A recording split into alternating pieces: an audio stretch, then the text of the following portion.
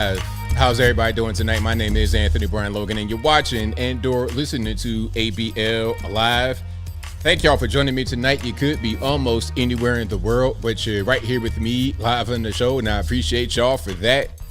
We got a whole lot going on all over the internet, all over mainstream media, social media, everywhere, and I don't know where to start. First of all, Kamala has agreed to her very first interview on television, sit-down interview, and she's going to have Tim Walz right beside her.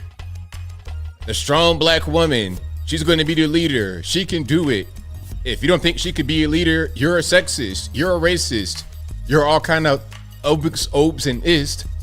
But I got to have this man sit right next to me during the interview.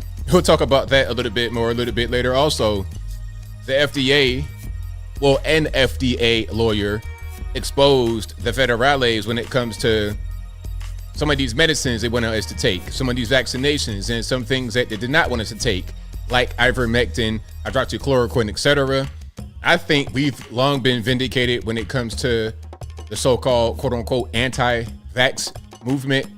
I think we've been vindicated. That everything that we said was going to happen, everything we said was happening at the time, has been proven correct. We'll talk about that a little bit more a little bit later. Also, Don Lemon appears to have shocked Psaki bomb of MS-13 DNC when it comes to opinions of Kamala from regular people.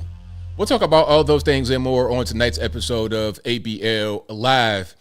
And I thank y'all again for being here. You guys are the best audience anywhere on these interwebs. Let me get myself decent. I can't be looking crazy in front of the camera. RIP to Kevin Samuels. If he was here, he would come in the chat and say something like that. And that's what you got to hear. But shout out to you guys. I appreciate y'all for joining. If you enjoy the content in general, if you enjoy what you heard so far, please give the video a thumbs up. Like the video, share the video, do all that good stuff. That'll help me out tremendously. We got a whole lot going on. There's quite a few clips I got to show that I've not shown during the regular pre-recordeds, and just a lot we got to get into. There's breaking news happening all the time. They just re-indicted Trump. This dude, Jack Smith, man, I don't know what's really going on. When Trump gets in office, hey, if we can get certain guys locked up for doing things they shouldn't be doing, abusing their power, hey, man, he might be number one. Send that man, Jack Smith, to the penitentiary to make big rocks to little rocks. He's got to go. Okay, I'm all about holding people accountable when they need to be held accountable. But at a certain point, when you are trying to supersede high courts, you're just doing way too much. And over what, though? What are you even trying to do? What's your purpose here?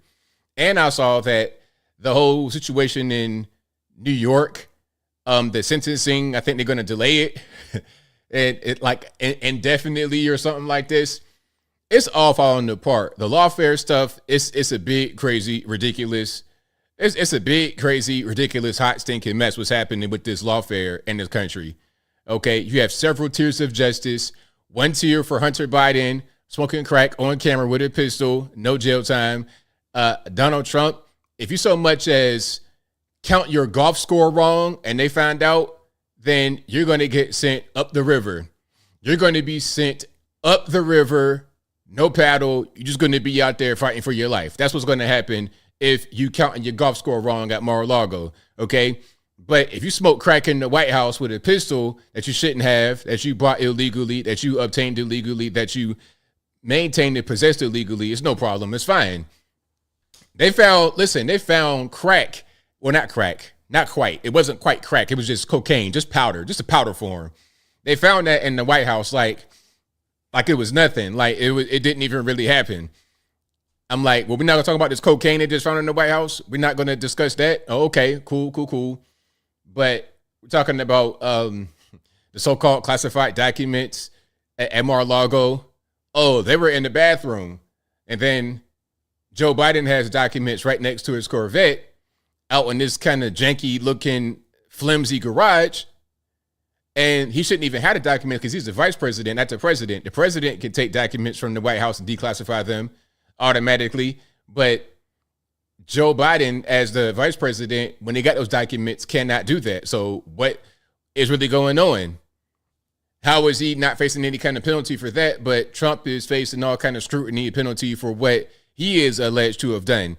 It's a mess. Yes, there is quite a bit of corruption all over the place when it comes to the federales. Okay, always double standards. That's right. I compose music. Shout out to you.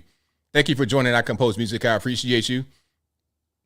And let me see. Shout out to the Janelle Live. Says, was that a bag of Coke that fell out of Nancy's pants at the DNC? Hey, you know what? I don't know, but I don't doubt it. I don't know, but I don't doubt it, because at this point, it could have been some fentanyl, and it wouldn't even surprise me at all. It'd be like, yep, that's pretty much it right there. Sure is. But yeah, we got a whole lot to get to, a whole lot of clips I've not shown, but y'all know how I do first. Things first. Shout out to you guys, of course, for watching. I couldn't do it without y'all. But shout out to all the sponsors as well. My websites, ablmerch.com. That is ablmerch.com. We got the hats, t-shirts, stickers, hoodies, mugs, and more right there on the website. And I promise, more merch coming. I promise. More merch coming.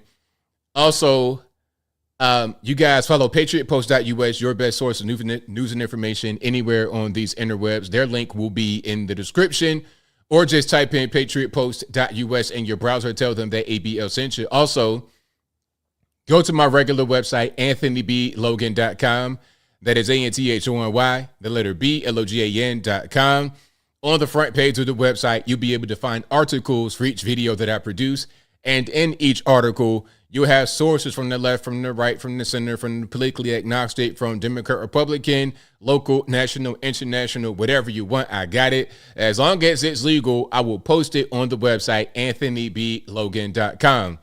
And of course, go to the contact page of the website, anthonyblogan.com/contact us. You can find my email address, my snail mail address, which is, of course, my UPS box, my social media accounts, my Facebook, Instagram, TikTok. I think I'm on TikTok.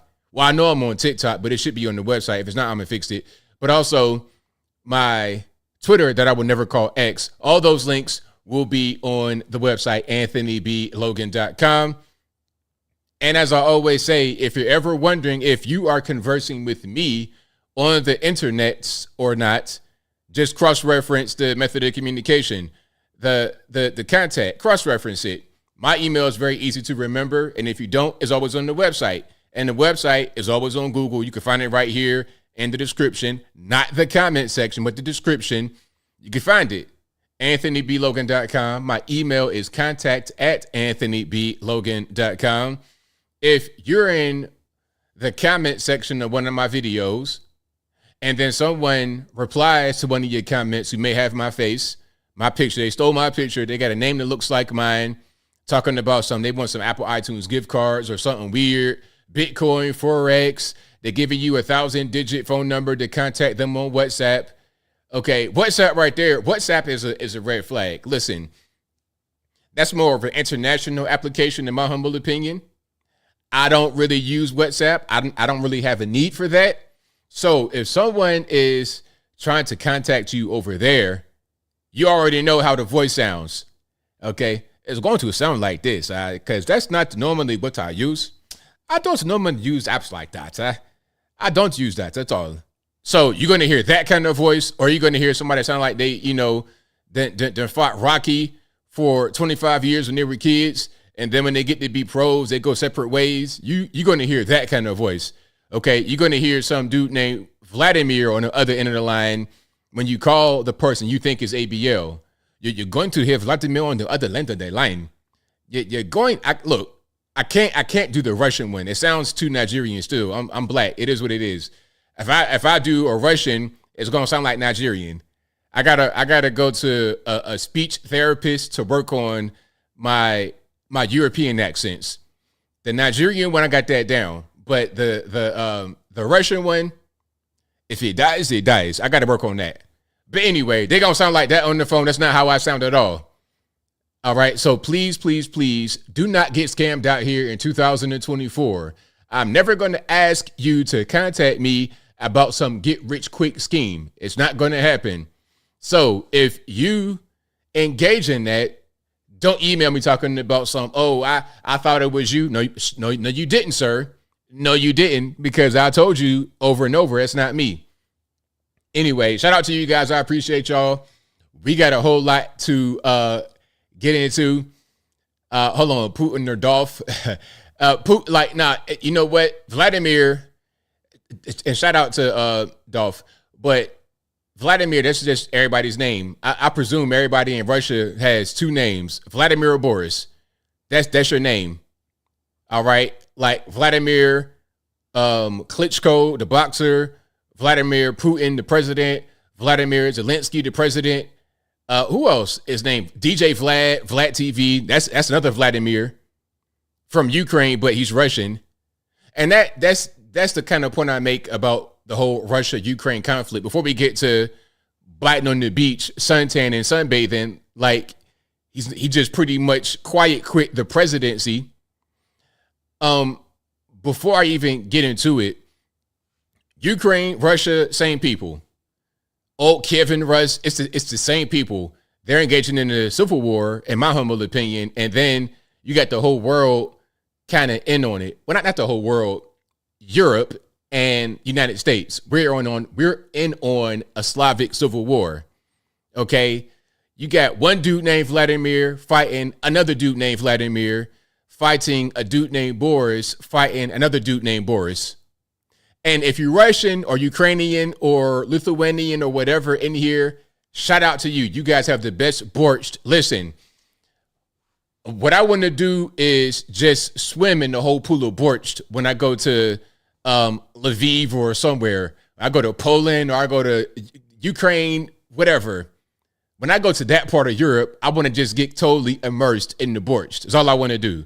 So shout out to you guys. I appreciate y'all. All right. And if your name is not Vladimir or Boris and you're Russian or Ukrainian or something, I apologize. Okay. Maybe your name is Vladimir if you're a woman, and Borisia if you're a woman, rather than Vlad or Boris. Anyway, let's keep on rocking and rolling. Joe Biden hanging out on the beach, Rehoboth Beach. Has he pretty much quit? Ever since they said Kamala is the nominee, have we really seen this man? I think I may have seen him one time, ever since they announced that the nominee is going to be Kamala. They pretty much let him go home. It's like, all right, man, you good. Go ahead. It's like when you're playing football, basketball, any kind of sport, and you've been in there for a while. You're a quarterback. You've been getting sacked, and you've been throwing interceptions. You tired. It's like, all right, man, look, we got the backup quarterback. He's good to go. You go over there and just sit on the bench and rah, sis, boom, bye. Don't try to get involved in any kind of policy. Don't really show your face too much. Just be over there. And that's pretty much what he has done. In Rehoboth Beach, Delaware, you get kind of a back shot of the president there, enjoying the sun last couple of days of summer. I want to hear both of you get your response to what Senator Vance just laid out. But let's start here, Mark. For years, Kamala Harris was an advocate of very specific green energy mandates, whether... Now, remember when Trump would go to Mar-a-Lago or anything aside from being the president, aside from talking to the press 24/7, aside from working hard for the American people, when he would, and even when he would go to Mar-a-Lago, go golfing or whatever, he's still working. He's still wheeling and dealing, making things happen. But this guy right here is pretty much out to lunch. It's like when Captain America came back from the past talking about, nope, don't think I will. That's Joe Biden right now. Okay. Actively, this is the so-called president just on the beach, like it's nothing.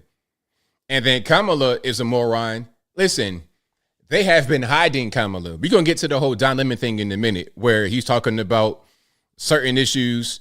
The street interviews he did, in which he asked Americans, who do they like, Kamala or Trump? But this guy, Biden, is pretty much out to lunch, and Kamala has been hidden from us. Remember in 2020, during COVID-19, the scam that was COVID-19, they had Biden hiding in the basement. That's where he would do his campaign from. He'd be in the box like this, doing everything like that, which is not how you campaign. You got to go out there and talk to the people. and touch the people and be around them. You gotta shake hands, kiss babies. You can't just conduct your campaign from your basement. But because of COVID-19, that was the excuse. But they also did that with Kamala to a certain extent. They've been trying to hide her. There was even talk. Remember earlier this year, there was talk of trying to replace Kamala as a vice president. Why?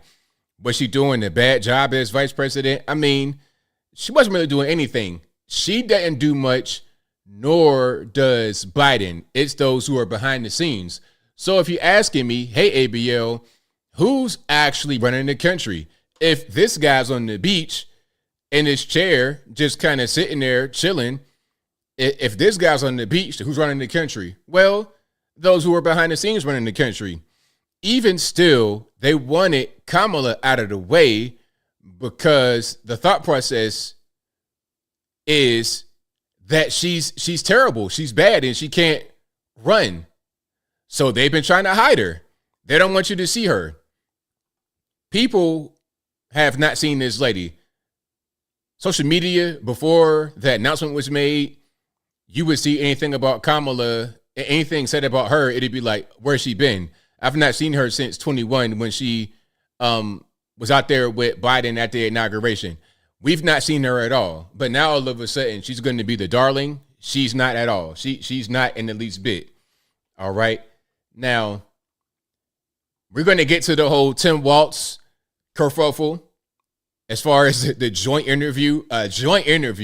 Listen, when I did my video, and shout out to you guys who are watching that video I did about Kamala and her quote unquote first interview, I was shocked at the whole thing about it being taped.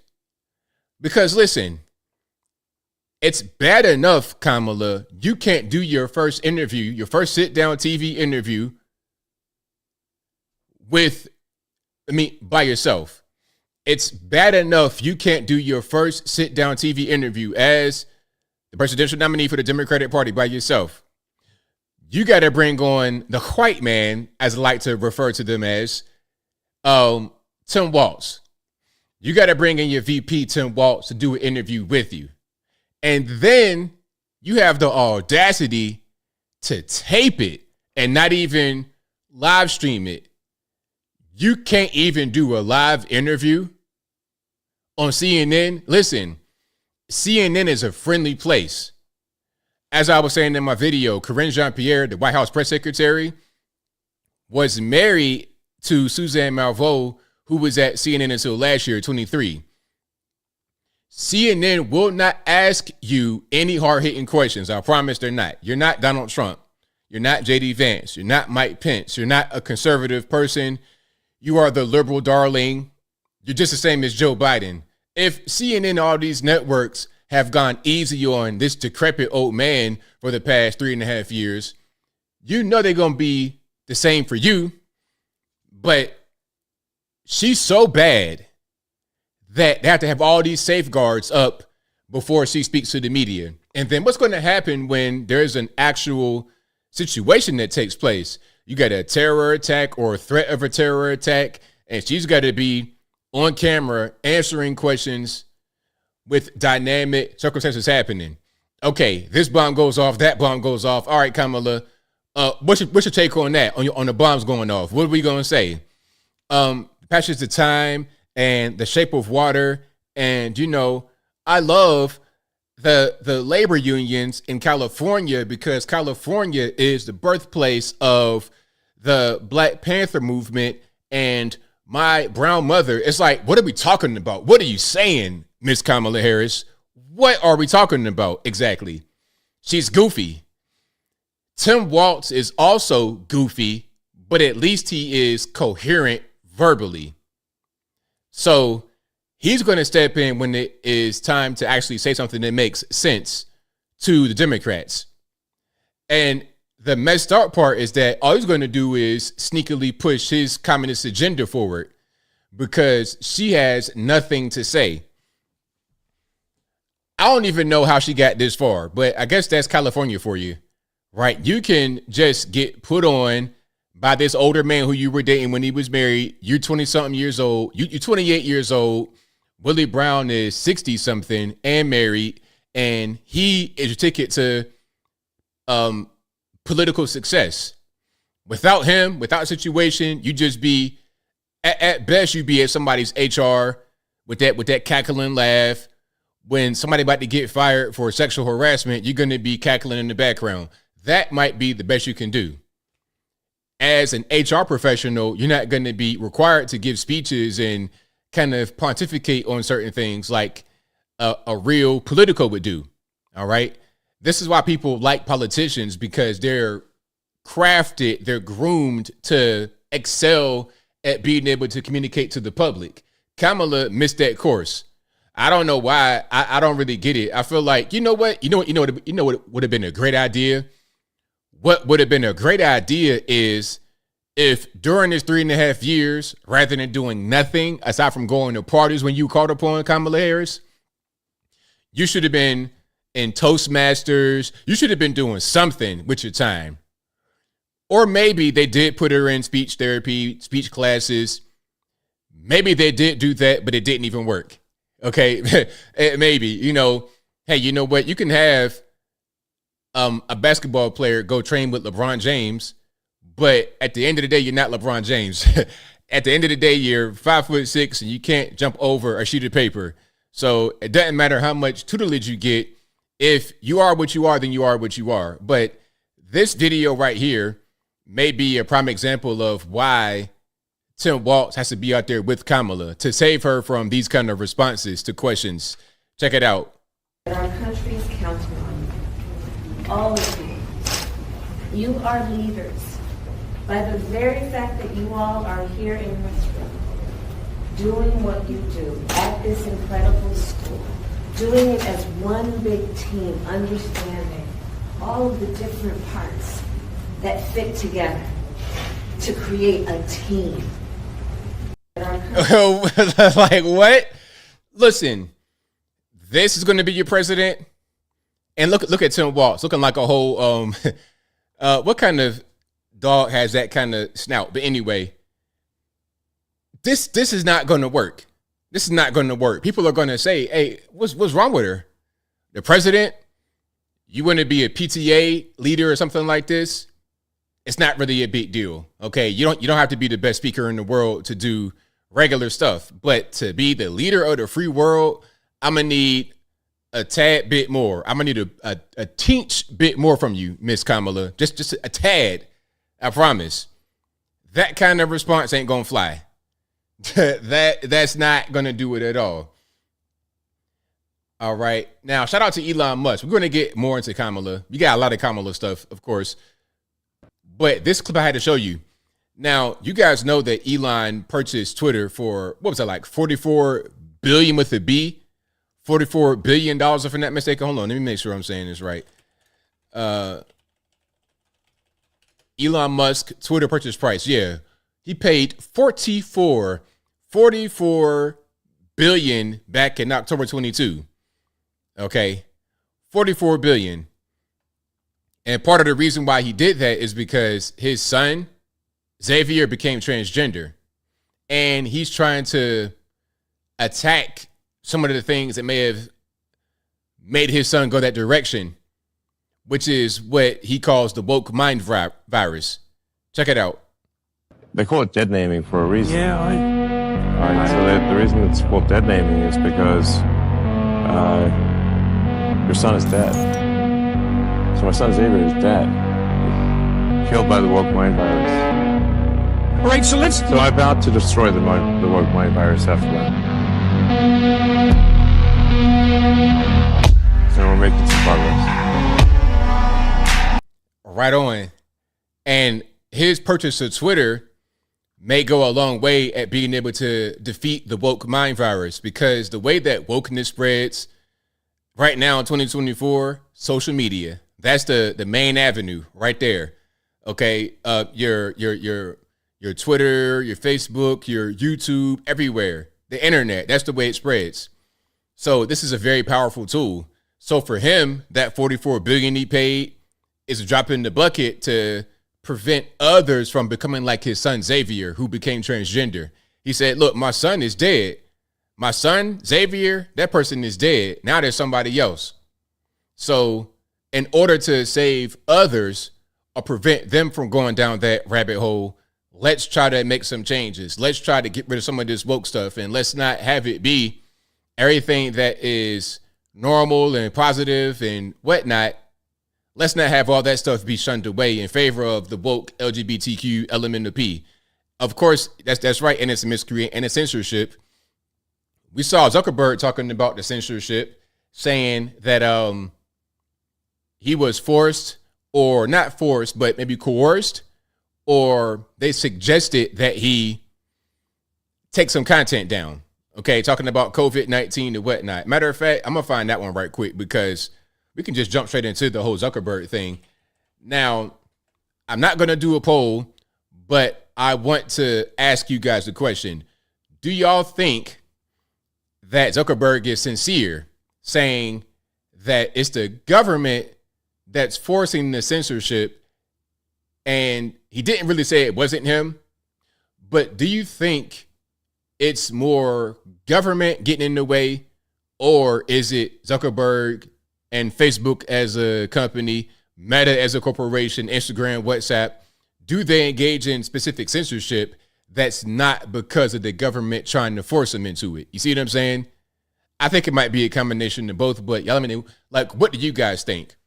I was reading a lot of the comments. People were saying that the only reason why Zuckerberg is coming out now and releasing this letter to the GOP committee, the only reason why he's doing that is to save his own hind parts, because he can see behind the scenes over at Facebook the data. He can see that his time is coming to an end as far as being able to engage in the censorship, or just he can't operate the same way he operated under the Biden administration. Okay, there may be some consequences to this kind of behavior. I think it's a combination of both, because listen, and you guys are saying both. Yeah, it's a combination of both, because Meta, we know that Meta, which of course is the parent company of Facebook, Instagram, WhatsApp, all these things, we know that you got a lot of woke people over there. I'm sure if you saw some of the employee profiles, you're going to see a bunch of blue hairs, adult men wearing dog masks. Okay. You're going to see all of that over there at Facebook, especially in California. Oh my goodness. Forget about it. That's ground zero. That's ground zero for wokeness. That's the birthplace of wokeness. Like humanity came from Africa. Wokeness came from California, specifically Bay Area, all day long. UC Berkeley, all of that. That's where it comes from. So part of it is Meta just being woke. Now, the other part is the federales. They're going to stick their nose in and say certain things. Now, let's talk about what they revealed.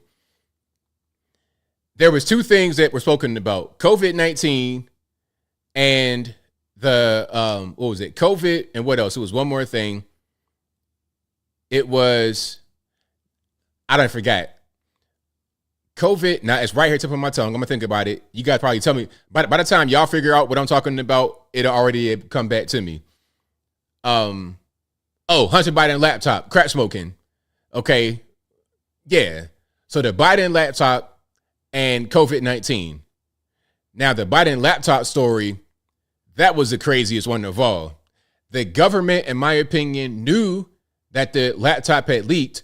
So what they did was contact Facebook and say, hey, check it out. Be aware there could be Russian misinformation coming your way. It's going to be a really big story. So look out for it, and don't let that get too far, because, it's fake. It's not real. They got out ahead of it. That's what they did. They knew it was going to come out. And then right when it came out, what happened? They activated their plan. Tell everybody, take it down. 53 intelligence officers said, oh, this is fake Russian misinformation. Those officers were briefed before everything came out. Hey, we got a problem. The laptop is out there. It's going to come out. It's going to be a November surprise, which is pretty much what it was. This could derail us. We got to come out and say it's fake. We got to come out and try to spread our own misinformation to counteract that real misinformation.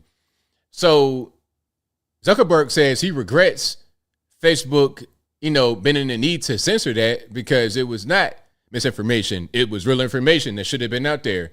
New York Post put it out.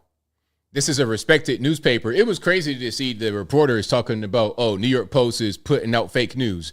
You think Rupert Murdoch is going to put out fake news? Even Kennedy from Fox was trying to attack Giuliani over the whole laptop thing, talking about, this is fake. It's Eastern European. What? Listen, I'm looking at Hunter beaming to Scotty on the actual tape. I can see his face. I saw a little bit too much of Hunter Biden on that actual laptop. Way too much. Don't gaslight me and tell me it's fake. Y'all were just trying to clean up the mess that Hunter Biden left. If Hunter does not leave the laptop at the repair shop like a crackhead would, right? Forget to pick it up. They call on you. I know you got some money, so it's not like you couldn't afford to pick it up. 10 for the big guy, right? Burisma Holdings. Listen, you were getting paid $55,000 a month to sit in your hind parts in Ukraine and do nothing and give your dad. Look, your dad just wants 10%. They're probably not going to tax you on that money. It's off the books. Even if it is taxed, you still got quite a bit of profit. You're good. Why are you leaving your computer at a repair shop and then refusing to pick it up? Crackhead stuff. But yeah, that's what's happening with the whole laptop thing. They shouldn't have censored it. And it was the same way. Twitter, everywhere. You couldn't post it. Then comes the whole thing with COVID-19. Oh my goodness. COVID-19. That was a time. Listen, okay, I'm gonna show you guys my article that I wrote that went viral, that it kind of changed a lot on it changed everything. Well, it changed some things. All right. So this right here. Now, this was under Trump administration, but it wasn't Trump that did it. Obviously, this is just the federal government. This is why I say the federal government sucks. I'm not trying to say that it's specifically Joe Biden. Well, Joe Biden is 1,000 years old and Kamala is a moron. But it takes more than just one person to make the country go well. You got to have a good support system, a good team. And right now, the federales are trash, which is why they're trying to do the lawfare on Trump. That's coming from the federal government, straight from the feds. And it was the same way when he was the president, who got impeached not once but twice. Then there was the FBI, the FISA warrant, the spying, all of that going on. The federal government has been against Trump from day one. And there was a guy on top of the roof that anybody with a cell phone could have seen from a mile away who was able to get up there, do a little dance, get himself comfortable, and then try to delete the president. How did that happen? I'm just saying, I'm not saying the federal government allowed it to happen and they encouraged it and they knew it. I'm just saying that it did happen under their watch. So the government sucks. But this article right here, I wrote this back in 2020, July 2020. This was about the White Coat Summit. These are doctors. Okay, Stella Emanuel, remember her? Stella Emanuel, everybody. They're talking about hydroxychloroquine, zinc, azithromycin, Zithromax. They're talking about all that kind of stuff. Now, I put this out there and it went viral. It broke the shared server my website at the time was on. And you guys know about shared servers. Basically, a shared server, you're going to have your website and other people's websites on one server, on one physical place. My website got so much traffic, it crashed the whole thing, crashed it. Now, after this happened, Facebook specifically took action against me that still, to this day, affected my ability to monetize over there. I built my channel from years and years and years of work. I've had 2 Facebook pages for probably like 10 plus years. I've been building the pages up.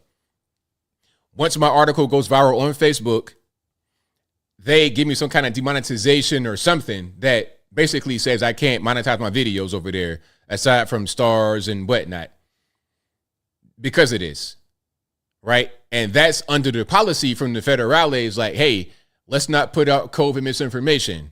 Now we know that just saying the vaccination is going to be the right thing for you is misinformation. The clot shot.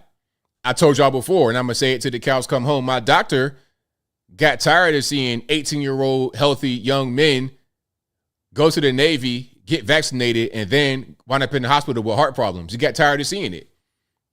Got tired. And from the beginning, I knew what it was going to be, a bunch of propaganda, a bunch of nonsense, because there's so much money and there's so much power tied up in the COVID vaccination. It's a blank check that keeps writing itself. It's on auto write. And the people who are paying this money is you and I, citizens, American citizens. You living in this country, you pay taxes, you're paying for it. So it's not free. But those were the things that they were censoring over on Facebook and social media at that time. And now we know that it was all BS, just a ploy, just to get us to make us get the shot, which I never got. And if you got it, hey, may the Lord be with you. Hopefully you didn't have to get it. But that's what it was. Now, some are saying Zuckerberg is coming out and speaking this way because he's had a red pill moment. He's becoming more conservative. Do you think it's that, or do you think it's something else? Here's a video I want to play. I've just come across this. Let me see if he addresses it. Zuckerberg's letter went further than what he told Joe Rogan in 2022 because he specifically mentioned Burisma, the Ukrainian natural gas company that Hunter Biden worked for. Zuckerberg wrote, "The FBI warned us about a potential Russian disinformation operation about the Biden family and Burisma in the lead up to the 2020 election.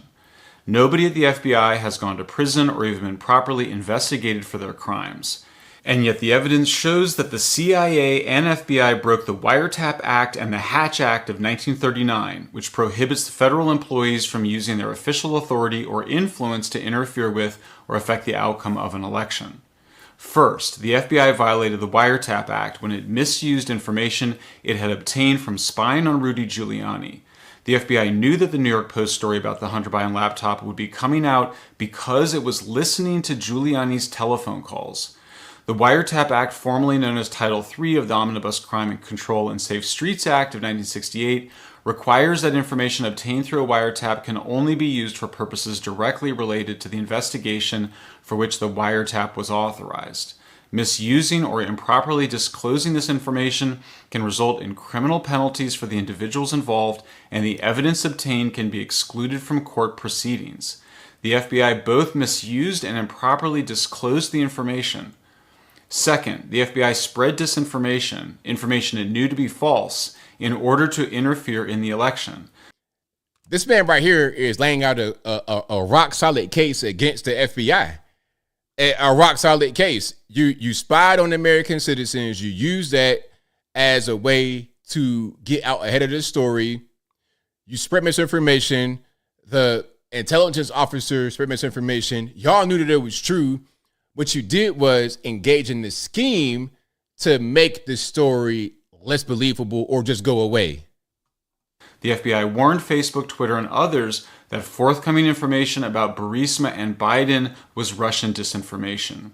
The FBI knew that the Hunter Biden laptop wasn't Russian disinformation because it already had the laptop in its possession for 10 months and was spying on Giuliani. The FBI knew that the laptop was what it appeared to be, something obtained by a computer repair store owner after Hunter Biden brought it in and never came back for it. Yep. So a lot of corruption. There's a rock solid case against the federales right there. Rock solid. Somebody should go to the penitentiary behind this, but we already know how they go. It's the different tiers of justice. It's a different, you the FBI, you could pretty much do whatever you want, man. It's all good. Now, we have an ad from Trump about Kamala's misfortunes, about Kamala's missteps. Let's check it out. We should RIP to the headphone users in advance.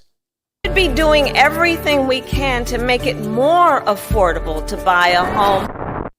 A just released housing index reveals just how rough the market is, especially for first-time home buyers. It showed home prices for the nation's top 20 metro areas rose 5.4% from June of last year to June of this year, a record jump for that month. The average home buyer needs to make over $110,000 to afford the average home. Oh my gosh, $110,000. Listen, they say you need to make $110,000 to be able to afford the average home. Average, median price. We ain't talking about, some, and look, that's for 400,000. That's about right now. 402,000 for a home. In order to afford that, you need to make 110,000. That's crazy. Compared to January 20, that was 75,000. Just 4 years. 4 years, it went up by that much. That's 46%. A 46% increase. Boy, oh boy. Buyers only needed to make $76,000 back in 2020. Mortgage rates are now at their highest level in 21 years. 86% of U.S. renters would like to buy, but they can't. That really speaks to a lot of pessimism here about the American dream, how it feels like it's out of reach. Home ownership remains the ticket to wealth generation. So this is just widening the gap between the haves and the have-nots. She stands there and says on day one, she's going to tackle the housing affordability crisis in our country. But day one for Kamala was 3.5 years ago. What the hell have you been doing for all that time? So there's text at the end that says Kamala Harris is weak. Kamala Harris has failed. Kamala Harris is dangerously liberal. All right, Trump Vance making America great again, 24. So shout out to great ad, you guys. Great ad. Keep the pedal to the metal, man. What I don't like is people say, oh, you shouldn't be attacking her. You shouldn't be talking about how she's Indian. You shouldn't be doing Bollywood noise. Look, I'm gonna do all of that because listen, man, we don't got time to play around. Let's put the pedal to the metal, man. Listen, me doing my Bollywood noise is not as bad as the lawfare they're doing against President Trump. Locking them up for ticky-tack charges, abusing the justice system. My Bollywood noise is not as bad as that. All right. Now, a little bit of factoid right here. We're going to kind of move around a little bit and get back to Kamala more. But a little factoid. Remember the whole thing with The Rock and Oprah when they were, when they had their fund for Hawaii after the fire in Lahaina? And there was a lot of controversy because they were asking people to donate. It's like, y'all got it. Like, you got the money. Why don't you just get the money? Now, listen, I'm going to read some of this right quick, okay? Almost a year ago, Oprah and Dwayne The Rock Johnson faced backlash after asking struggling peasants. I'm not saying this. This is what they're saying. This is from a meme page, but it's real. Struggling peasants to donate to the Maui Fund they launched to help wildfire victims. Oprah and The Rock committed to donating $10 million themselves, which is not bad. I'm not trying to say it's nothing. It's a drop in the bucket at all. That's quite a bit of money. However, this year, Oprah donated $150 million to the Harris campaign. Now, let's pause right there. The $10 million you gave to Hawaii and the fire victims, I applaud that. But why would you give $150 million to the Biden-Harris campaign? I don't really... So clearly we see what's more important, right? Anyway, it seems that the helping people who lost their loved ones in homes wasn't as valuable as trying to elect her comrade. A year later, some victims of the fire remain unaccounted for. Hundreds, if not thousands, of Maui residents are still homeless, and the island has yet to be rebuilt. Okay, so that tells you what's more important. I ain't gonna play the music, but you see what's going on here with the fire damage. Again, don't misunderstand me. $10 million, that's great. That's amazing. But why would you give so much to Kamala's campaign? And then this kind of goes back to the frustration people felt back then. It's like, okay, you guys are loaded. You guys got endless resources. Why would you ask us to donate? Why can't you just pay it? You see what I'm saying? And the giving that much money to you, it should have been reversed, if anything. But I can't necessarily tell somebody how to spend their own money. All right. But I do understand the frustration. I most certainly do. All right, let's keep on rocking and rolling. Shout out to Larry Elder. I want to hear his take on Kamala and the mainstream media. All right, let's keep on rocking here. I have never seen journalism engage in greater deception, distortion, and deceit since Kamala Harris has become the presumptive nominee. She will not give interviews. The media used to clamor for interviews. Now they don't care. Oh, a few people are bringing it up. She's reversed position after position after position. And instead of outing her for doing that, the media describes when people like moi point this out, we are attacking, that's in quotes, Kamala Harris. How is it that you can say that you're the last person in the room on every major decision, as Kamala Harris has proudly said, and suddenly the media is no longer holding her responsible for inflation that hit a 40-year high, for gas prices 50% higher than when she took office, for the reversal of the Trump policies on oil and gas? They gave us energy independence. We were exporting energy. Biden comes in, reverses the Trump policies on the border because Trump is Trump and Trump is racist, and therefore everything he did has to be reversed. And then there is this avalanche of people coming across our border. I'm not sure what the numbers are. Trump thinks the numbers are as high as 20 million. He might be right. Most people say between 8 and 10 million. Either way. So do you think it's closer to 8 to 10 or 20 million that have come in illegally? Are you kidding? Or asylum seekers or whatever they want to call themselves? Kidding me? So yeah, shout out to Larry Elder. Shout out to Larry Elder. Yeah. It's so weird with Kamala. They want to say, oh, she's only the vice president. She can't do anything. But at the same time, they say when you elect the president, you also are voting for the vice president. Okay, so what am I voting for her to do exactly? I don't really understand. She has responsibilities and powers, but what is she actually doing? All right, so let's keep on rocking and rolling here. We got a lot to get through, actually. There's quite a bit. And shout out to these young ladies right here who are not with her. Yeah, we got to see a lot more things like this.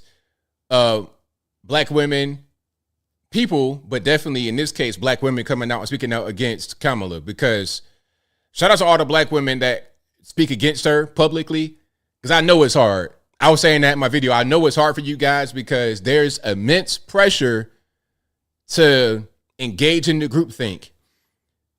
This is a group that has a 95 to 98% Democrat voting rate. 98%. So imagine the pressure you're under to vote that way. What would normally happen is if somebody from this particular group wants to vote differently, they would never say a word. They would just go to the ballot box and vote like that, and you wouldn't know anything. They might even lie about voting for Kamala. But to not vote for Kamala and say it publicly, you're brave. Your HBCU sorors, your AKAs and all this, they're going to be upset with you. They got their pink and green on at the barbecue. Here you come talking about Trump 24. Man, immediate ostracize. Immediately. So shout out to them for speaking up and saying their minds. All right, let's check it out.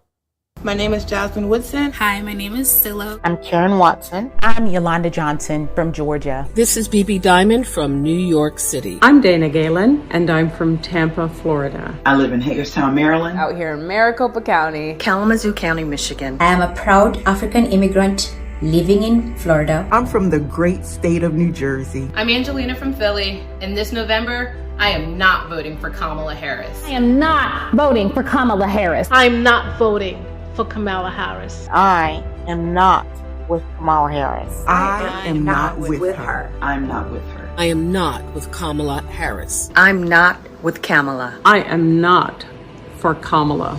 I am for Donald Trump. I am not with Kamala. I am not with her because she is not with me. I support President Trump and the economic policies our country experienced under his leadership as our 45th president. President Trump will support our law enforcement agencies and fund them appropriately. Donald Trump made me proud to be an American. I'm with Donald J. Trump. We need a leader who can make America great again. Trump puts Americans first, and he always will. We need Donald Trump. I and millions of other Black Americans will cast my vote for Donald J. Trump.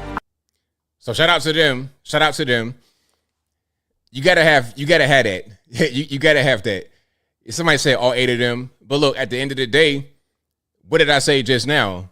For them to come out and say this at all, you got to be brave. And the average person is not going to say anything publicly. They may see them and then cast their vote privately. Everybody won't get on social media and start talking, just like Kamala, right? Kamala doesn't want to do anything like that. She got to have the white man come in and talk for her like a puppet. Okay, that's what's going on. Okay, it's gonna be pretty much a ventriloquist act on tomorrow when they have their interview come on CNN. So if the so-called the presidential candidate from the Democratic side can't even talk by herself, you can't imagine, you can't expect all the normies to do it. And the crazy part is that Kamala has all the support from the media, 100% support from the media, 100% support from everybody that matters, and still can't go out there by herself and say anything. Still can't go out there by herself. It's a mess. So yeah, shout out to everybody that wants to vote differently. I know it's a lot of pressure and stereotypes. You guys are going to just vote Kamala anyway. So if you vote differently, shout out to you. I got your back. If nobody else does, I got your back. All right. Let's keep on rocking and rolling here. We got quite a bit going on. Speaking about the hand puppet, the white man, Walz, Tim Walz. This is him at some kind of event. Oh, this is the IAFF. This is the International Association of Firefighters.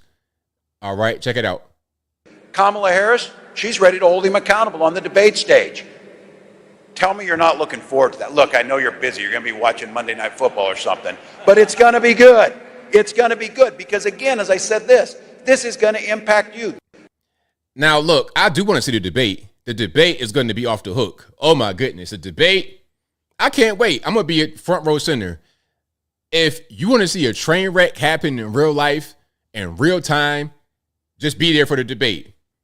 I don't see how they prepare her enough to have this debate.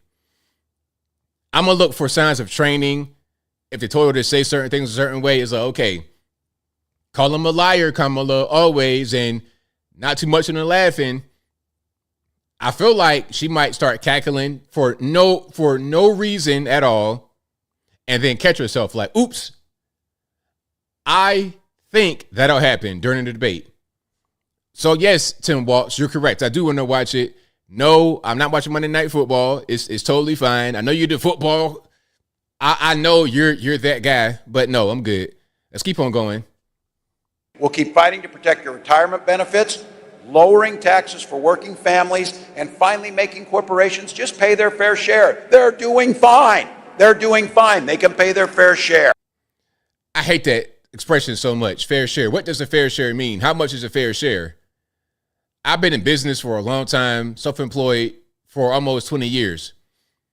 And I will be covering the debates, of course. Yes, I will cover the debates. How can I not cover the debates? I have to cover the debates. How can I not cover the debates? But look, Tim Walz, this guy, hold on, let me go back. Benefits, lowering tax.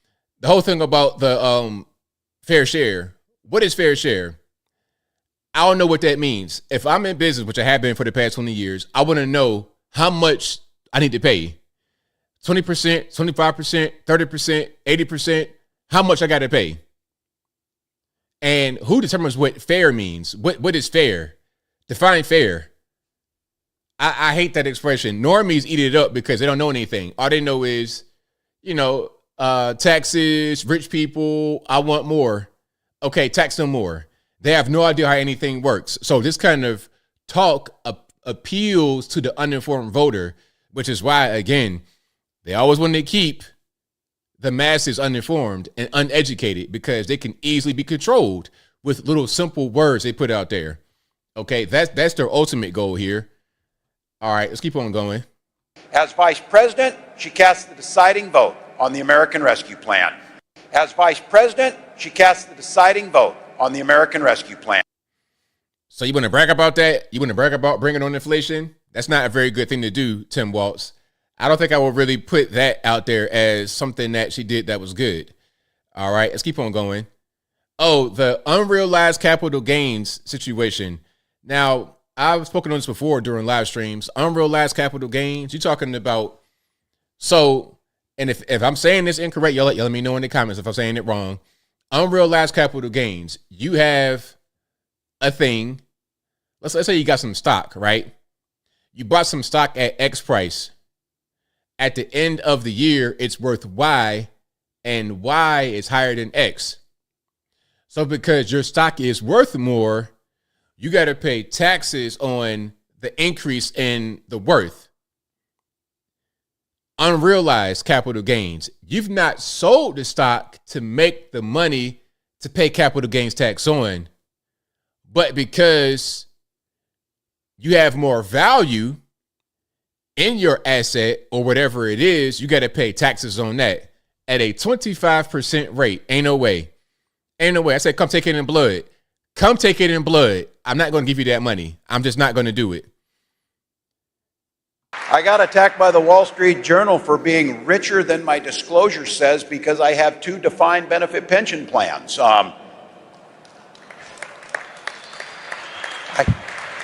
Seems like that's a little different than Google stock that was handed to you. But I got a No, it's not different. At the end of the day, it can be considered an asset. It's money that you own. You own the money. It don't really matter. Google, what are you talking about, Google? Like, you got to pay for the stocks. Like, I don't understand what you're talking about. This is just gobbledygook. This guy is a moron, but at least he's a tad bit more coherent than Kamala. Oh, man.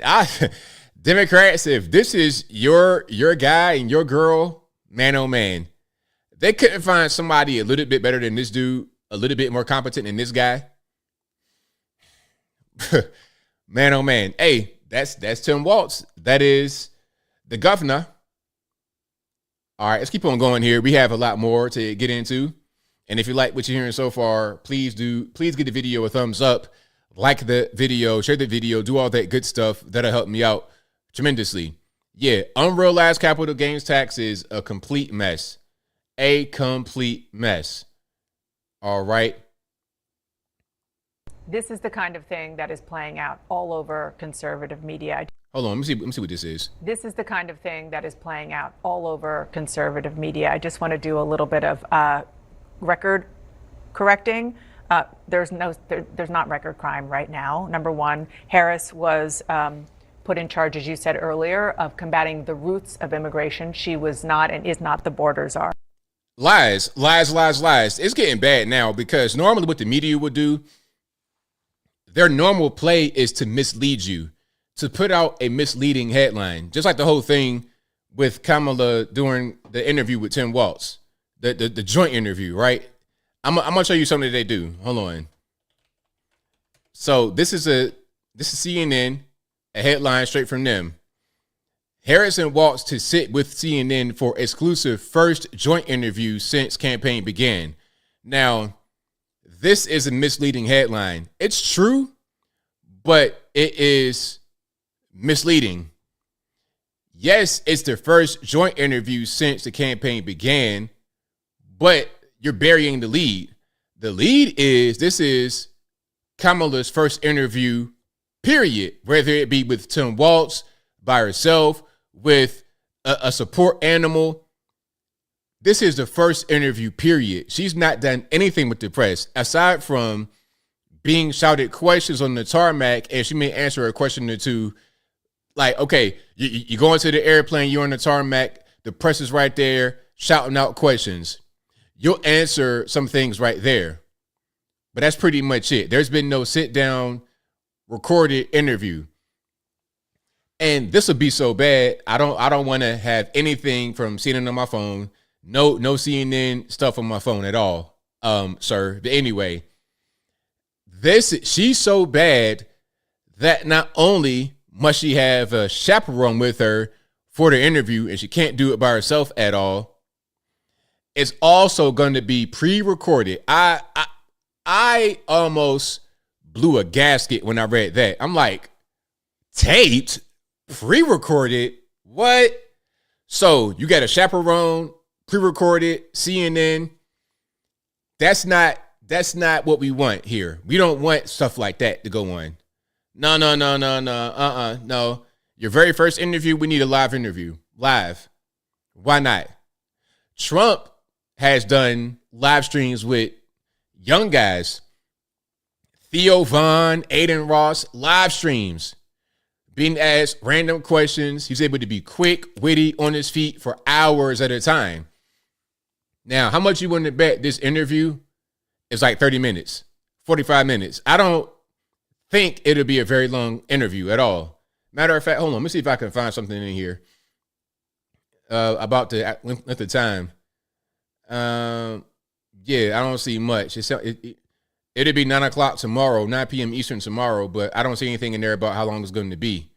But I expect 30, 45 minutes, an hour at most. And they're going to have commercials and everything in the interview as well. It won't even be continuous. Here's something else I want to say. Old school media with commercials and stuff like this, that's a thing of the past, man. You need to be doing streams. You need to be on social media. You need to really be reaching to the people where they are. Connect with the people where they are. You got to do that, man. This kind of stuff is nuts. It's absolutely nuts. I got you, Ronnie. Matter of fact, Ronnie, thank you for that. Ronnie asked me about my opinion about the Venezuelans in the apartment complex. I got a video that I'm going to show you about that in a minute. So thank you for that. I appreciate you. You had a bunch of Kamala ad to get here. Oh man, see, that's crazy. But yeah, that's going on. Now, even CNN, they were criticizing Kamala for having Tim Walz interview with her on CNN. Imagine that. Check this out. Is there the line now going to be, well, why isn't she doing it by herself? Yeah, I do think people are going to bring that up. Look, I have great confidence in Dana and CNN to do this. I think it's incredibly weak sauce to show up with your running mate.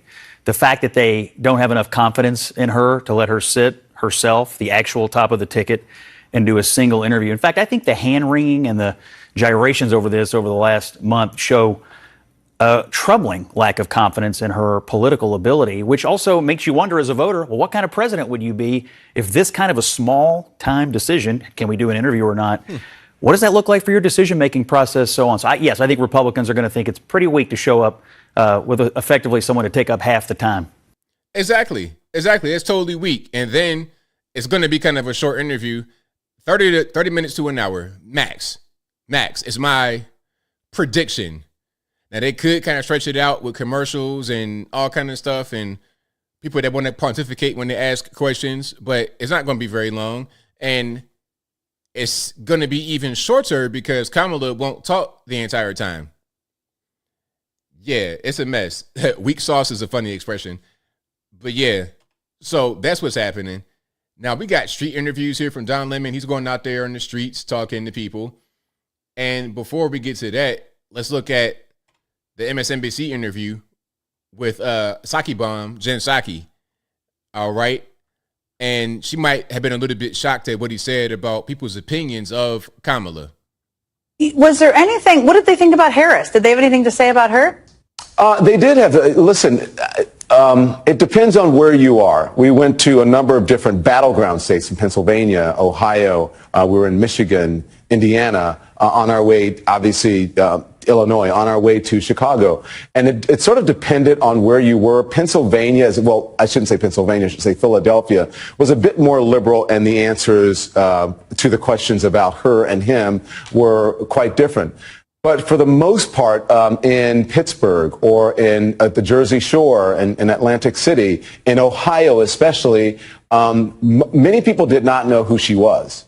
Right? They weren't familiar with her. So I think she has to reintroduce herself to the public. But for him, I think that they thought that he's better for the economy. And that, again, that he brought money into the community and that he was on black people's side. So yeah, that's what's going on. That's what's happening. He did quite a few street interviews all over the country asking the question about Trump or Kamala. And I'm going to show some of those right now. And people were talking about, hey, man, Trump, like, what are we doing? Trump all day because Kamala sucks. And when people were saying that they want to have Kamala, it was a pretty shallow, they were pretty shallow responses. Let me see if I can find the one that I'm referring to here. Let's try this one. This will work. Here in Jersey, Atlantic City. Who do you support? I'll plead the fifth. Trump for the win. Tell me why. I can't really call that right now, but I just feel like she's not good for president. She's good vice, but not for the actual lead role for the country. Does it have anything to do with being a woman? No. No, because I feel like women, nah, you're not going to give me that. Your money's on Harris. Yeah. Who do you want? Trump. Why don't you like Harris? She don't have any experience. She's the vice president. She's a senator. Yeah, no experience. No. She has no experience. He's right, because yes, she's been a senator in California, attorney general in California, vice president, USA. But what has she actually done? What has she done? What has she done in her role as vice president, aside from go to a couple of parties?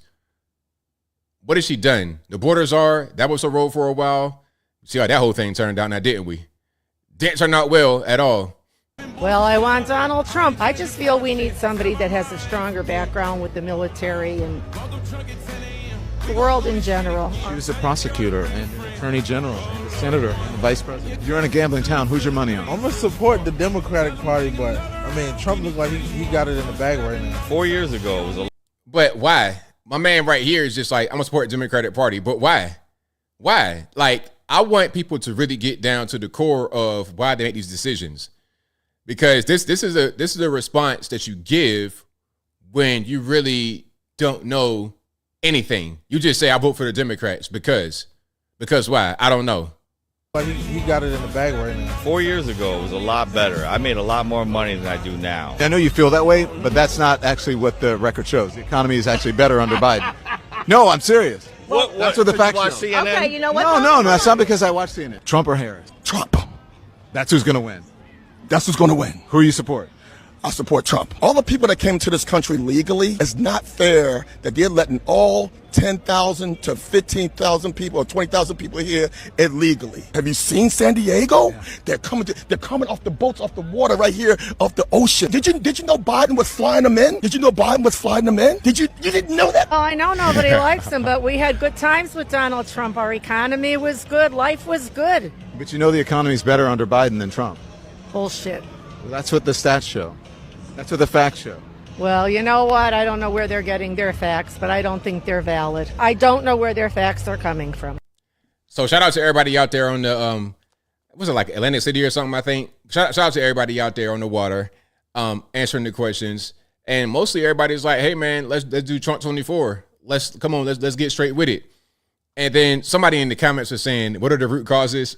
I guess you were just joking, but the whole root causes argument is funny from the left because we all know what the so-called root causes are. The root causes are that the border's open and they're inviting them in. That's the root causes. The root cause is that you're attracting it. It's like, okay, let's do it like this. And I know somebody's going to get funny and try to clip me making this comparison, but it'll make sense. I'm not calling the migrants roaches, but this comparison makes sense. Now, if you have a roach problem, and if your house is completely inundated, infested with roaches, and you're trying to figure out what the root cause is, okay, what's causing the infestation? What's causing the problem? And you have a big piece of food on the ground that's just rotting away and attaching all kinds of bugs, okay? And you have these pieces of food all over the house, in the ground right next to the door. You got it in the center room. You got it upstairs. It's everywhere. You're attracting the rodents right to the food. The root cause is the food. That's the problem. That's the reason why they're coming in. That's the source of the infestation, is the food on the ground. Same thing with the illegal aliens, the migrant crisis.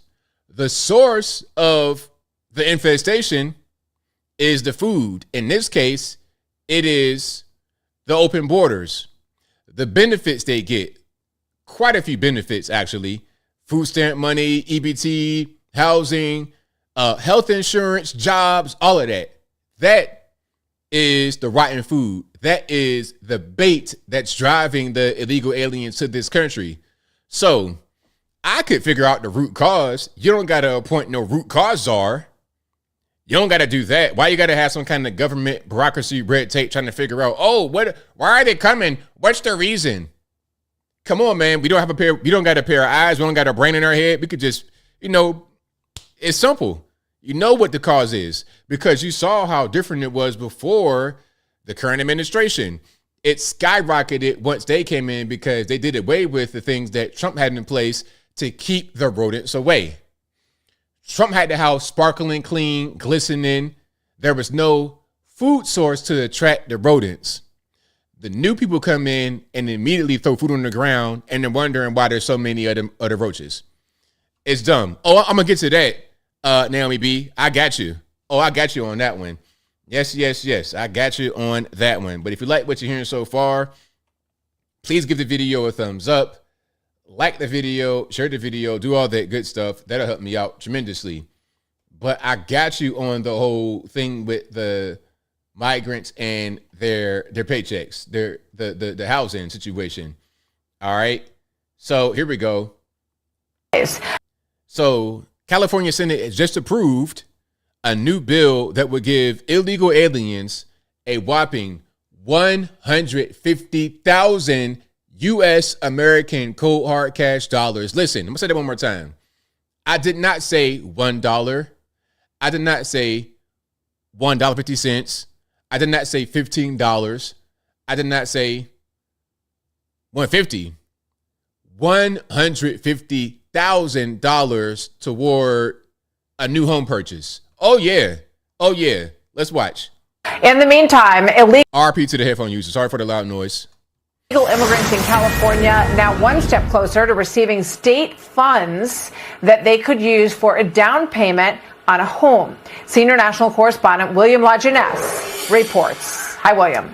Well, Martha, the bill just passed the state Senate. It now goes back to the Assembly, where Democrats have a supermajority, and aides tell me it is likely to pass. The bill makes illegal migrants eligible for $150,000 to buy a new home. Lawmakers created the program so citizens and legal residents could afford to live here. But last week, Democrats changed the law to say this: an applicant who meets requirements for the loan assistance program shall not be disqualified solely based on the applicant's immigration status.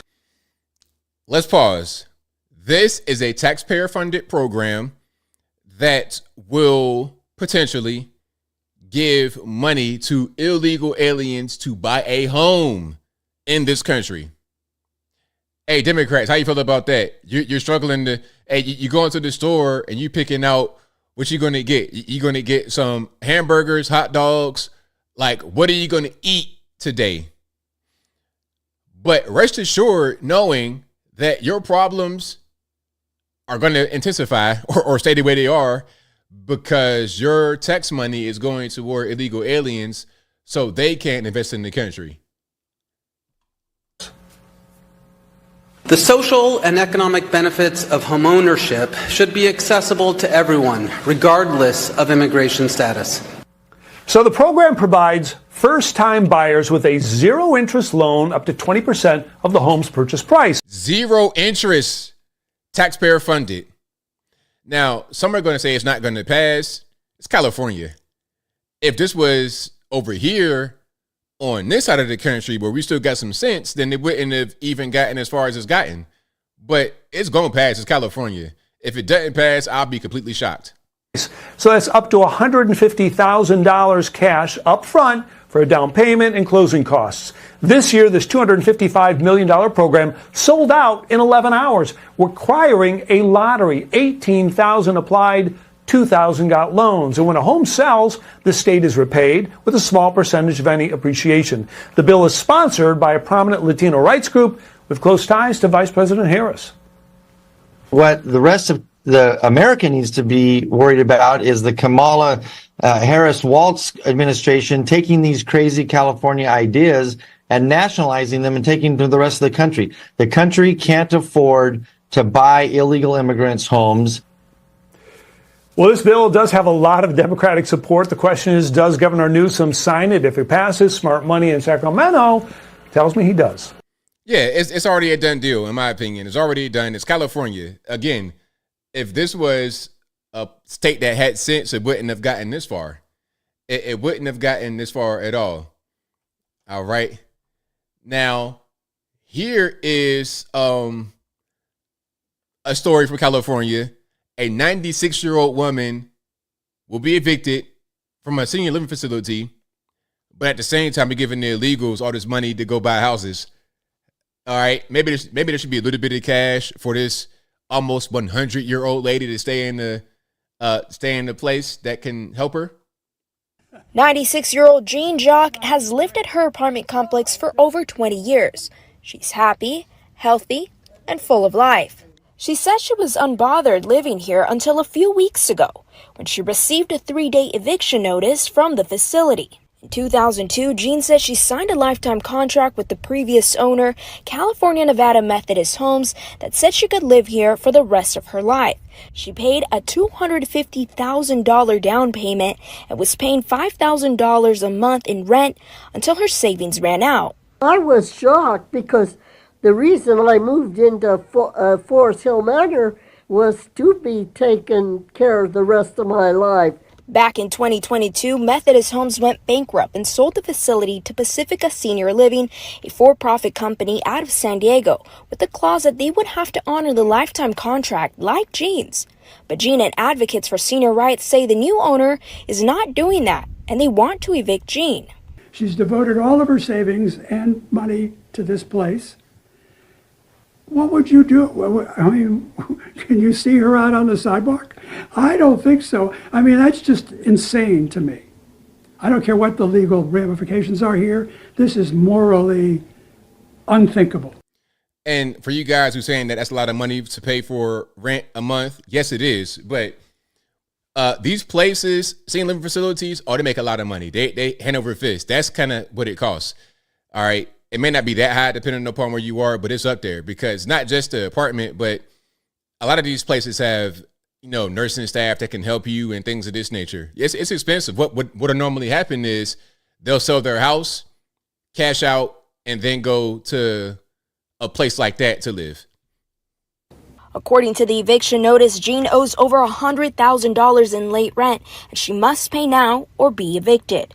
KSBW reached out multiple times to Pacifica Senior Living for comment, but they did not get back to us. Hey, you know what? That's a lot of money that you late in your rent. Maybe some of that money that they give it to the illegal aliens could go toward someone like this. It's a better situation. Look, she paid $250,000 as a down payment and then $5,000 a month until the savings ran out. So she may have sold her house and put all the money from her house into this place, and now she's behind and can't get any help. But hey, maybe she can identify as an illegal alien from El Salvador, and she can get the money that they earmarked for illegals and whatnot. She can get that money and put it toward the late rent and have a little bit more to pay, and she'd be good to go. 96 years old. But hey, man, it is what it is. It's a cold, evil world we live in. Now, I gotta get to the whole Venezuelan gangs out there in Aurora, Colorado.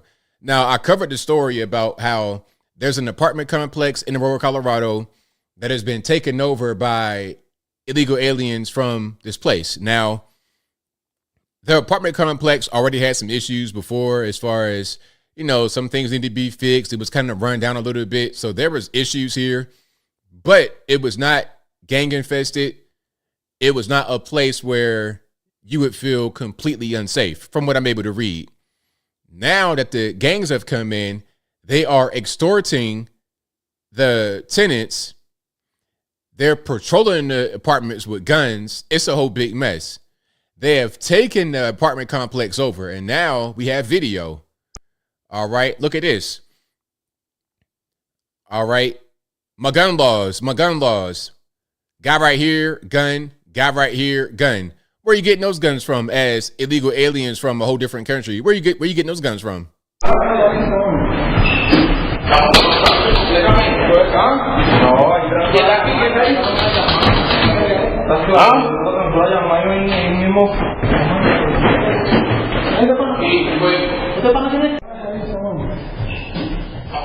So these guys they're openly carrying their guns in their hands. I ain't talking about having it in the holster, which is what you should be doing as far as open carrying, concealed carrying.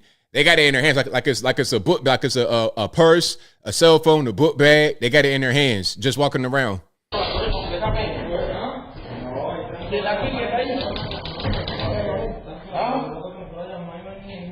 Now imagine you just a regular person working hard, might work a low income job, just trying to come home, go to sleep, get a little bit of peace in Colorado, and you got these guys 4, 5, 6 deep with guns coming to your house.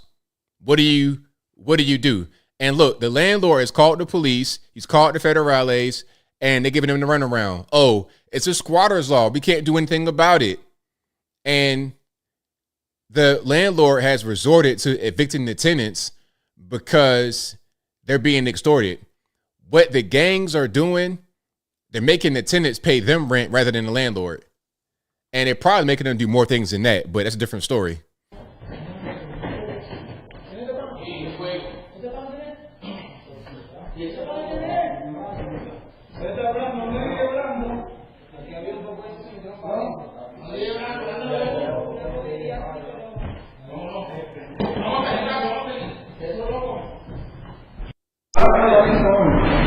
So what do you do in this situation? What do you do? See what I'm saying? Like, this is the migrant crisis right here. This is the migrant crisis. Now, Barack Obama famously said that they're fruit pickers and bed makers, right? But this looks like they're, doing something else. They're not picking no fruit or making no beds. They're out here just doing whatever, engaging in criminality. That's the problem. And that is a big part of the reason why we don't want the border to be wide open. You're going to bring every person from all over the world who may want to engage in some criminality and who may want to take advantage of American citizens. All right. Somebody said, Senator Mass, hey, who you going to call? And this, again, you know what? One more point I got to make before we move on. This is why you need to keep your guns. Do not let them take your guns away from you. Keep your guns. Keep your guns. Train with your guns. Keep ammunition. Do not let them take your guns at all. Ever. Because what are you going to do when 6 Venezuelan guys who are already gangbanging in Venezuela come to your house illegally and want to do something to you? Man, listen, I'm going to have all kind of firepower. I'm going to have everything up under the sun up in there. All right. We're talking about, I'm going to have I'm going to have bear spray. I'm going to have, look, long gun, short barrel, big mags, short mags, whatever I need to get the job done. I'm going to have it. I'm going to have my weaponry, period. All right. But if you like what you're hearing so far, please give the video a thumbs up, like the video, share the video, do all the good stuff that'll help me out tremendously. And speaking about crime and whatnot, Kamala was a prosecutor in California, and people are saying that she didn't do a great job in that role, including this man right here, a black man who says that she locked him up, not illegally, but wrongfully. Was RP to the headphone user. Sorry for the loud noise. Let's put it on the screen. the first time you saw Kamala Harris in person the day that the verdict was issued? She showed up at the two most pivotal times in this first trial, and me being convicted and me being sentenced. She wanted to be present for a celebration of a conviction. That's what it felt like, celebration? A celebration, that's what it felt like.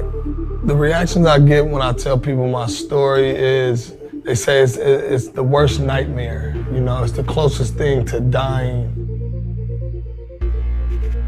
So the text on the screen, if you can't see it, it says, "I was wrongfully convicted by the office of Kamala Harris." I never talked to no detective, no police officer, no DA, nobody. Just arrested and then charged? Arrested and charged, that's it. When you saw her on the day that the verdict was handed down, did you take that as a bad sign? It felt to me that she was well aware about my case, and she was there to set her presence, almost take pride in getting a conviction.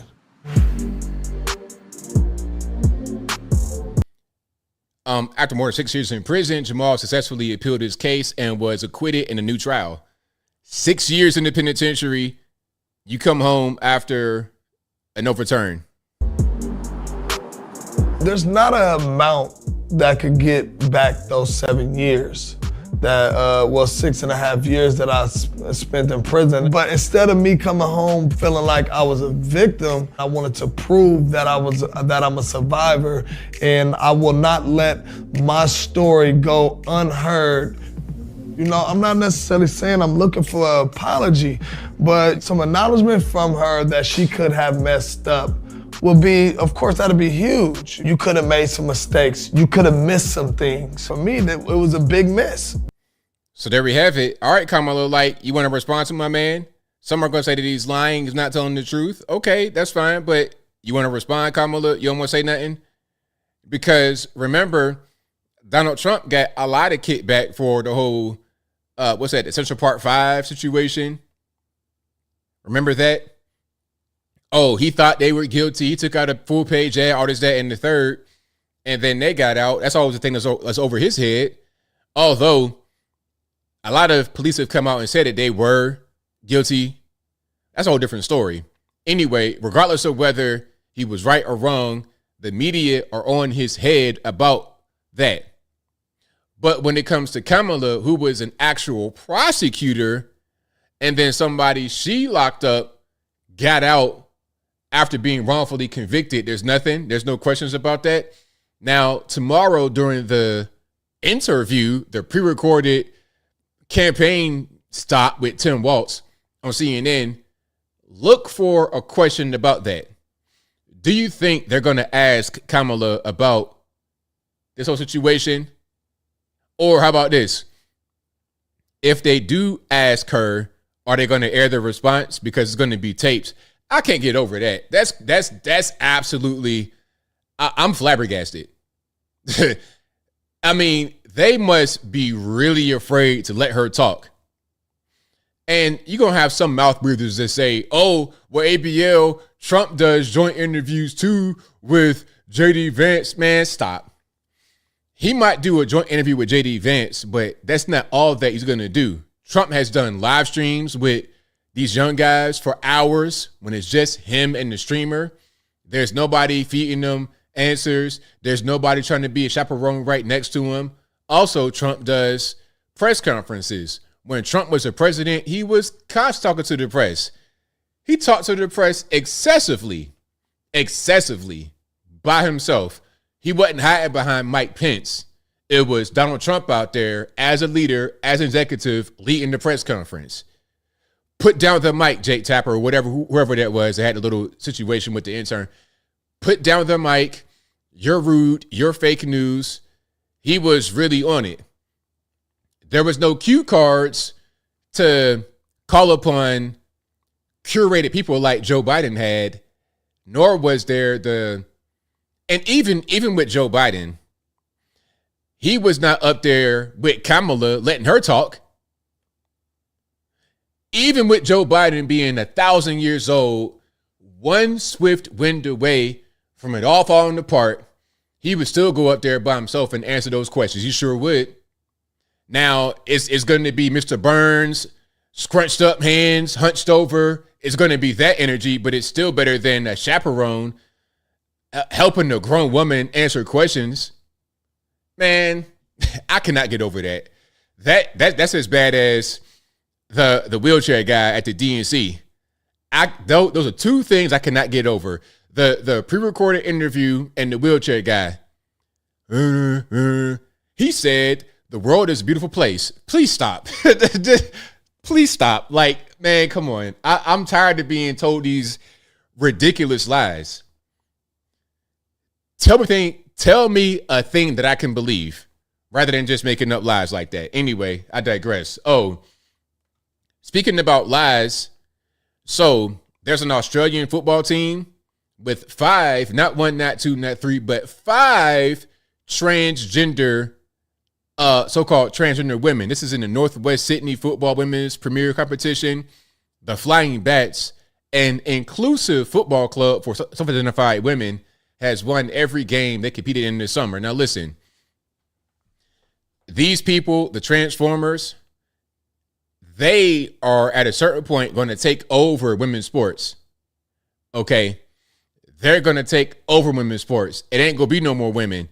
If you could put these men in there, come on, man, you looking like I don't even know, man. You looking like a California football quarterback, man. A California quarterback. Remember the Titans? That's you. Okay, that's how you look right now. You look crazy, man. You 6'4" with a big, deep voice. Hello, how are you? Shoulders all crazy. If you can allow this to happen, you're going to have teams full of these guys because it's common sense. You're going to have the advantage. Look at the size. Just the size difference alone is out of this world. Upper body strength, cardiovascular endurance is no competition when it comes to athletics this way. Now, if we're talking about, I don't know, man, maybe gymnastics, it could be, that's a whole different ball of wax right there. I don't think the men can contort themselves the way a 5 foot tall, Simone Biles. You can't do stuff like that when you 6'5", looking like you play basketball overseas for 25 years. Okay, you're not looking quite. You probably can't do that. But this kind of stuff, man, come on. Football, soccer, whatever. Come on. If they allow that, there's going to be all transformers on all these teams. Or at least majority, it's going to get to the point where you're going to have a token woman on the team to say that you got an actual woman. And then the rest is going to be these Johnny come lately, these dudes that still get the twig and berries, but long hair and identify as a woman. That's going to happen. Shout out to Greg. Greg says, here comes Donna Brazil to hide Harris's rescue. Now, remember, I'm kind of going back and forth. Remember Donna Brazil? Donna Brazil back in 2020 gave Hillary Clinton debate questions before the debate. She sure did. Now, I've not seen Donna Brazil since then. Donna Brazil, is she still living? Hold on. Donna Brazil, 64 years old. She gave Hillary Clinton debate questions before the debate happened. I mean, absurd stuff. I would not put it past them for it to happen again. I wouldn't put it past them, not at all. We see how much they lie. And speaking about lying, I know you've probably seen this guy right here. You've probably seen this dude, okay, on social media. Okay, you've seen this guy wearing all this female stuff while clearly being 100% masculine. This dude on trend, steroids, all of that, be in the gym, eating steroids like it's, he's in the gym eating trend like it's Tic Tacs, just tearing it to pieces. But he pretends to be a transgender or something like this on the internet. Now, she saw the guy at the pool just dressed regular. None of that girl stuff on. Looking like a regular frat bro. So I am at my neighborhood pool right now, and it's bizarre, but look who's here. So that's him right there. Now listen, let's zoom in a little bit. Okay. So where's all the transgender stuff at? You lucky, just regular dude. Isn't he supposed to be a woman now? And that's how they all are. That's how they all are. It's performative. It's performative. It's just to get attention. It's just to get into certain places. It's like the men who call themselves women. It's like, all right, I identify as a woman.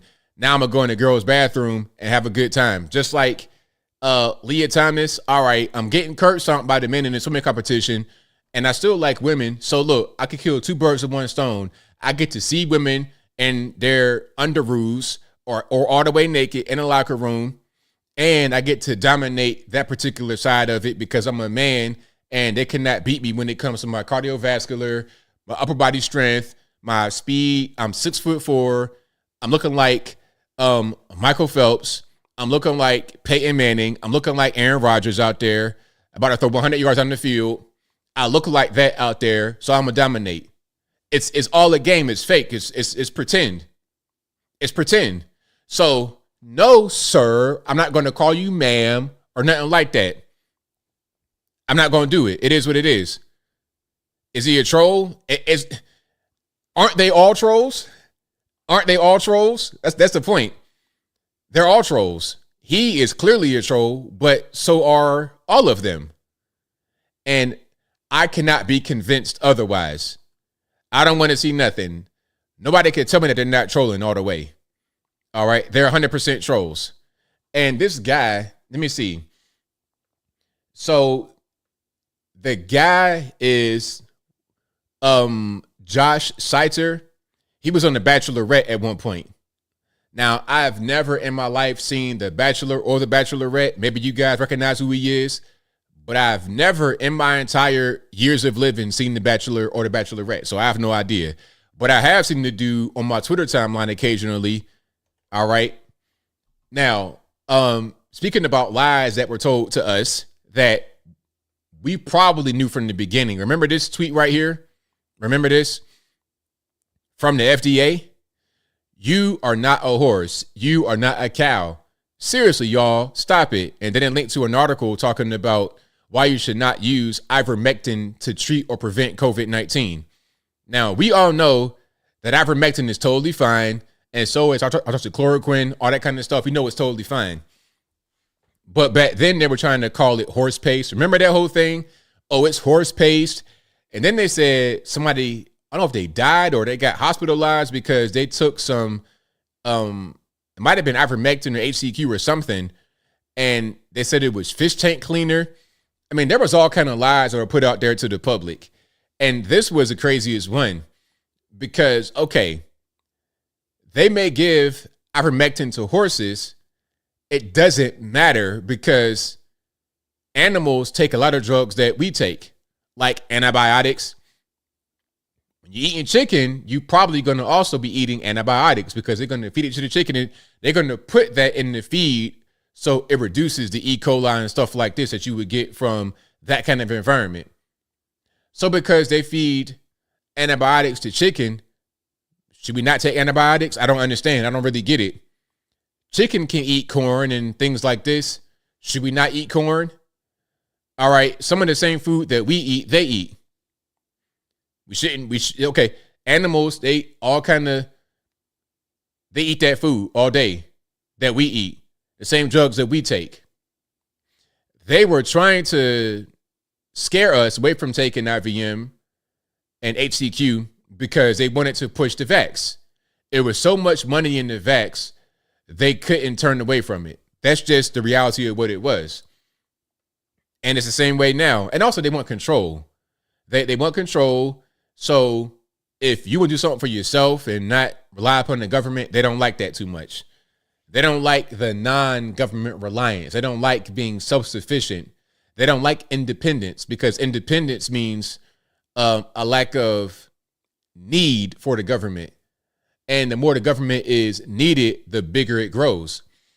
And again, I always talk about Northern Virginia, Maryland, that area, the most prosperous place in the country. Why?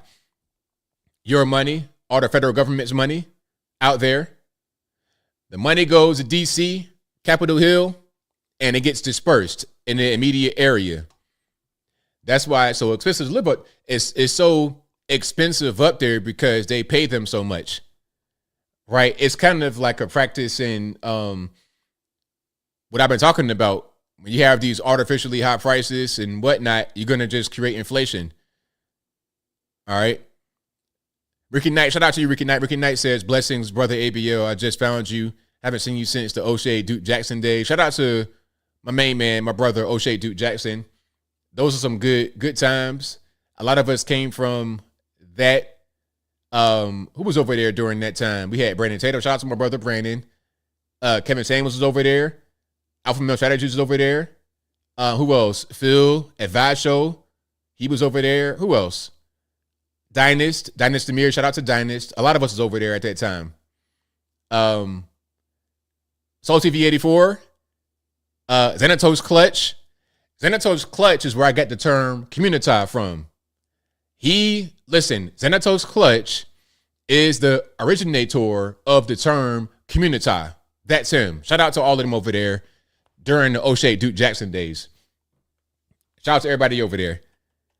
But yeah, the whole thing with the FDA talking about don't take this, don't take that. And really, they shouldn't be getting in the way of that. It shouldn't be up to the FDA to tell you what drugs to take for what. Your doctor should handle that. Your doctor should be able to recommend what drugs to take or not to take. That's why I say I'm no doctor. I can't tell you what to take or not to take.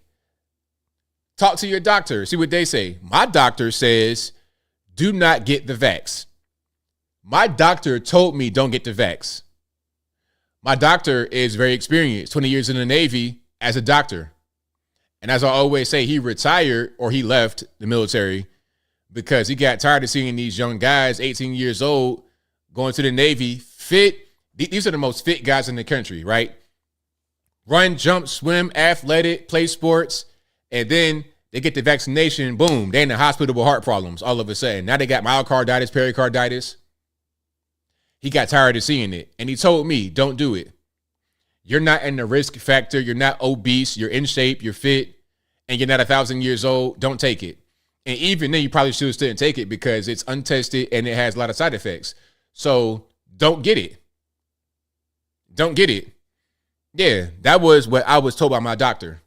Not by a website, online, not by Reddit, not by a conspiracy theorist, or my actual medical doctor that can see me, check my vitals, check my blood, do all of that. Don't get the vaccination, Anthony. Don't do it. No problem. All right. So, shout out to you guys. Let's watch some of this. This is a Project Veritas video. Now, I know there's a beef between James O'Keefe, I guess he was the founder of Project Veritas, or one of the founders, because James O'Keefe now has the OMG O'Keefe Media Group. He's not over at Project Veritas anymore, but Project Veritas still press on. And it's the same thing that James does with the undercover tapes. This one is an FDA attorney. I did have a case. If you remember, during the pandemic, FDA issued some tweets that said, "You're not a horse, you're not a cow." I do remember that. Stop it with the Ivermectin. Yes. Well, they were sued over that. Did you defend them in that? I did. I was somewhat successful. I actually won my case. Then they appealed, and the different officer who handles appeals lost me. They really shouldn't be saying, "Don't date this drug." They'll often use something like tweets as like a vehicle to pursue a broader agenda. What's behind the agenda, I don't know, but it's evil. I do think it was a purposeful, coordinated attack into PR to get the shot in every arm. Talk to your doctor. Man, look, from the very beginning, I knew not to take this shot. Right when they were talking about the vaccination coming out, I'm like, I am not taking that. I decided before it was released that I am not going to take it. I don't care. Okay, take it in blood. I'm not going to take it. Not the government agency. Well, they put out that tweet. That was probably the most successful public relations campaign that any health agency ever did. The Food and Drug Administration had to put out an unusual warning to Americans this week. They tweeted, quote, "You are not a horse. You are not a cow. Seriously, y'all, stop it." They're talking about people who've been using Ivermectin, a drug usually used for deworming horses and livestock, to treat COVID-19. During the COVID pandemic, propaganda, deceit, and fear were rampant. But when a cheap Nobel Prize-winning wonder drug began to emerge as a hopeful treatment, the media, the government, and Big Pharma went to war against it. Look, media, government, Big Pharma. What is the difference between the three? It's all the same. Media, government, Big Pharma, all the same.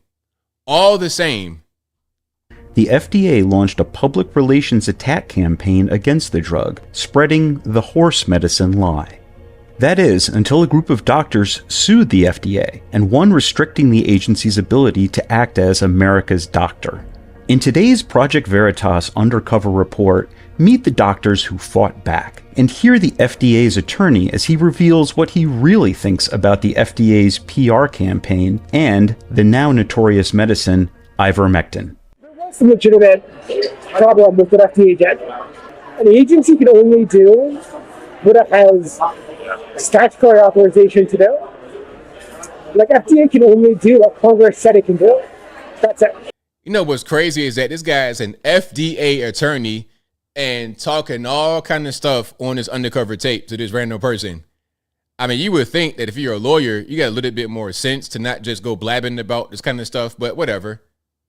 The argument was that FDA didn't have authority to tell people not to take a certain drug. It's okay for FDA to communicate information about the drug, but it's not okay to take the next step and actually tell people you should not take this drug. Because making a recommendation of what drugs to take or not to take, that's the practice of medicine. And FDA can't practice medicine. Exactly. So they shouldn't be trying to say, hey, don't take this, take this. Well, are you a doctor, FDA? Are you my doctor, FDA? You might have doctors that you consult with, but you're not my doctor. So that shouldn't be your avenue. That shouldn't be something that you're really involved in at all. I won't play the entire thing. It's kind of a long video, but you get the idea of what's happening. The FDA lawyer from the Department of Justice says, hey, they can't do that. What they did with the tweet, they can't say, oh, don't take that. No. That's up to your doctor. All right. But if you like what you're hearing so far, please give the video a thumbs up. Like the video, share the video, do all that good stuff. That'll help me out tremendously. Oh, also, zinc and stuff like this is a preventative. These things definitely help. These things definitely matter. They really matter. Now, I know I'm getting kind of late in the show. I got a few more videos here that I want to show you guys. Then wrap it on up, put the boom. Well, I ain't wrap it on up. Yeah, I got to get to the calls. We're going to show a few more videos and get to the calls. All right. I think I'm going to show some more of these street interviews. I got a few more here for you guys. All right. Yeah, I got a few more. All right. Oh, hold on. And before I show those, imagine you get fired and your ex-girlfriend goes on TikTok to gloat about it. I can see a little bit of context is needed. Now, there was a guy named TJ Sucklow from the from the Harris Waltz team who got fired. And they're saying it was a long time coming. I'm going to play that first, then I'm going to play the ex-girlfriend's reaction on TikTok. End with this. Has Joe Biden ever used a teleprompter during local interviews or to answer Q&A with supporters? Brett, we are not going to engage. This is straight from the Trump campaign. Well, yeah, they're using it. And what it does, Brett, is it's trying to. They called him TJ Sucklow in the caption, but his name is TJ Ducklow. This is him right here. This is the guy that got fired on the right-hand side with the funny face. To distract the American people. They're using it. They talk about it every day. Can you say yes or no? That's because they talk about it every day, Brett, because they don't have a coherent well, you have strategy. An answer. Yes or no? Brett, they talk about it every day because they don't have a coherent argument for why Donald Trump deserves re-election, deserves 4 more years. We know that he lied to the American people. We know that he has not shown leadership during this crisis, and they are desperate to throw anything they can against the wall to try to distract from that fact. So that guy got fired. Okay, he got fired. And this is the ex-girlfriend saying, good morning. I just say morning, but I'm not my toxic ex who works for the Biden campaign and has to play cleanup after that disastrous debate. Oh, I love being a woman. Okay, so now that has got to be a nightmare. I wish I would wake up in the morning and I'm seeing something like that on my TikTok, ex-girlfriend or something like that talking about me. It's like, whoa, wait a minute. We're doing way too much here. But yeah, that's a Gen Z. That's what's going on right now. All right, just trying to embarrass you on TikTok right quick. But yeah, so I'm glad that he's out of the way, and I hope that their whole team gets out of the way as well. We got Ben Stiller stumping for Kamala. All right, let's see what he says. Just a quick question why you came and what you like about Harris' platform. Just very excited about moving forward and all the energy and excitement that's around this movement right now. So that's why I'm here, because it's time for change and it seems like it's happening. You think she'll be able to sustain the momentum post-convention? For sure. You think the race is going to be close? It's going to be close, but everybody's motivated to work and make it happen. So, and she and Tim Walz are just incredible candidates. All right. Okay, got the intern handler saying, "Hey, we got to go. Doing too much talking because he already knows it's going to get clipped up. He knows, young man back there, young Hunter knows not Hunter. I don't want to say Hunter. I don't want to say no crack smoker. I don't put that on him. Young Connor knows that this is going to get clipped up, and I'll talk about it on my show. He already knows. So come on, let's go upstairs. We don't got our time.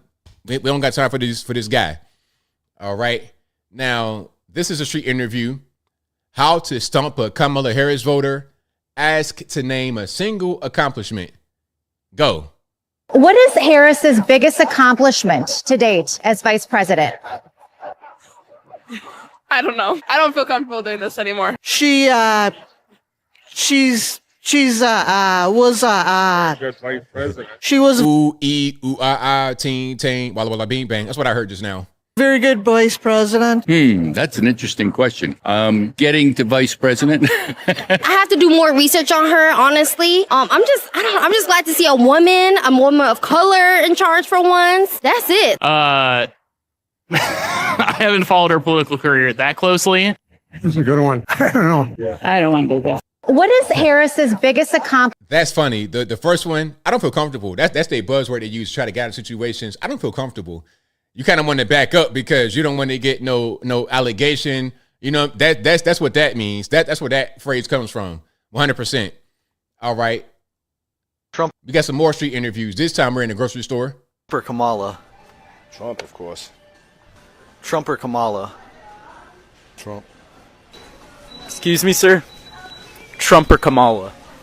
Oh, Trump, 100%. Trump or Kamala? Trump. Trump or Kamala? Oh, Trump, for sure. Trump or Kamala? Trump. Trump or Kamala? No. Trump or Kamala? Trump, all the way. Excuse me, guys? Yeah. Trump or Kamala? Trump. Trump or Kamala? Kamala. Trump or Kamala? Kamala? Kamala who? It's like, who that? I don't know who that is. Trump.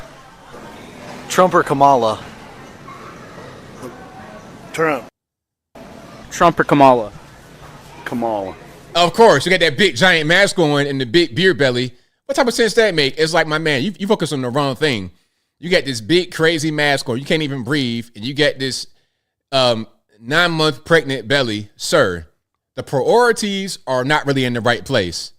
I feel like you should be more worried about what you put inside of your mouth rather than what's on top of your mouth covering it up. All right? That should be your focus right now, sir. What would you say to Trump if he was here right now? He's a piece of crap. Okay. Hey, I got to lift my mask right quick to talk crazy. You know, I got a piece of crap. That's that's funny. Should be in jail. Oh, excuse me? Tough guy with the big mask on. He should be in jail. Trump or Kamala? Trump. Excuse me, sir? Trump or Kamala? Trump. Trump or Kamala? Neither. Excuse me, ma'am? Smart guy. You in your uniform. You don't want to say nothing crazy and get yourself fired. Trump or Kamala? Trump. All right. So, yeah, a lot of people, regular people that you would see and not be worried about, it's Trump all day. Big mask guy, big tough guy. Kamala. All right. We can already see you. He looks like the uncle who is a diehard Democrat and will have no problem fighting you at the dinner table at Thanksgiving or Christmas. That's the kind of vibe I got. That is a vibe. And I got a few of those. I know some of those. They're really crazy with it. All right. We got a couple more here. Let's check it out. Trump. Now, I think this group all likes Kamala. I'm not really sure where they are, what kind of convention this is. I don't know what's happening. It could be DNC. I don't know what's going on. Kamala. I'm going for Pamela. Okay. What are your top issues this fall? My top issues is like for the homeless. Okay. And what's that?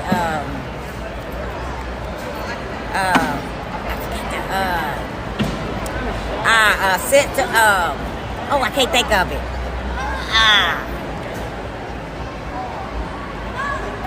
For the war. Okay. The war, in Ukraine, in Israel. Yeah, that. Okay. And what's the other one? Can't think of it. Ma'am. Just say you really don't know. Just say the homeless. Okay. Now, I don't know why you're going to vote for Kamala to help with the homeless when she was the California senator, and the California homelessness is off the hook. It is the worst in the entire union. Well, yeah, pretty much on them too, yeah. Okay, and you trust Kamala more with those? Pretty much, yeah. I Okay. like so, yeah. Okay. Yeah. Do you want to explain why real quick? Nah, come on, man. You asking way too much. The question should have been Kamala, Trump, and then when she answered, she's not going to be able to follow up. You already know that, man. Come on. I just think that she would do for the people more than she would. Look, you guys, I want you guys to be informed, okay? I don't want to make fun of this lady, but please be informed. Don't be out there just not knowing anything. If you're going to vote, make your vote be an informed one. Don't be out there hemming and hawing like that. That ain't how we do things. That ain't how we do things at all. All right, here's an illegal alien who says he wants Trump over Kamala because Trump's better for the economy. Illegal alien saying, let's get Trump in there.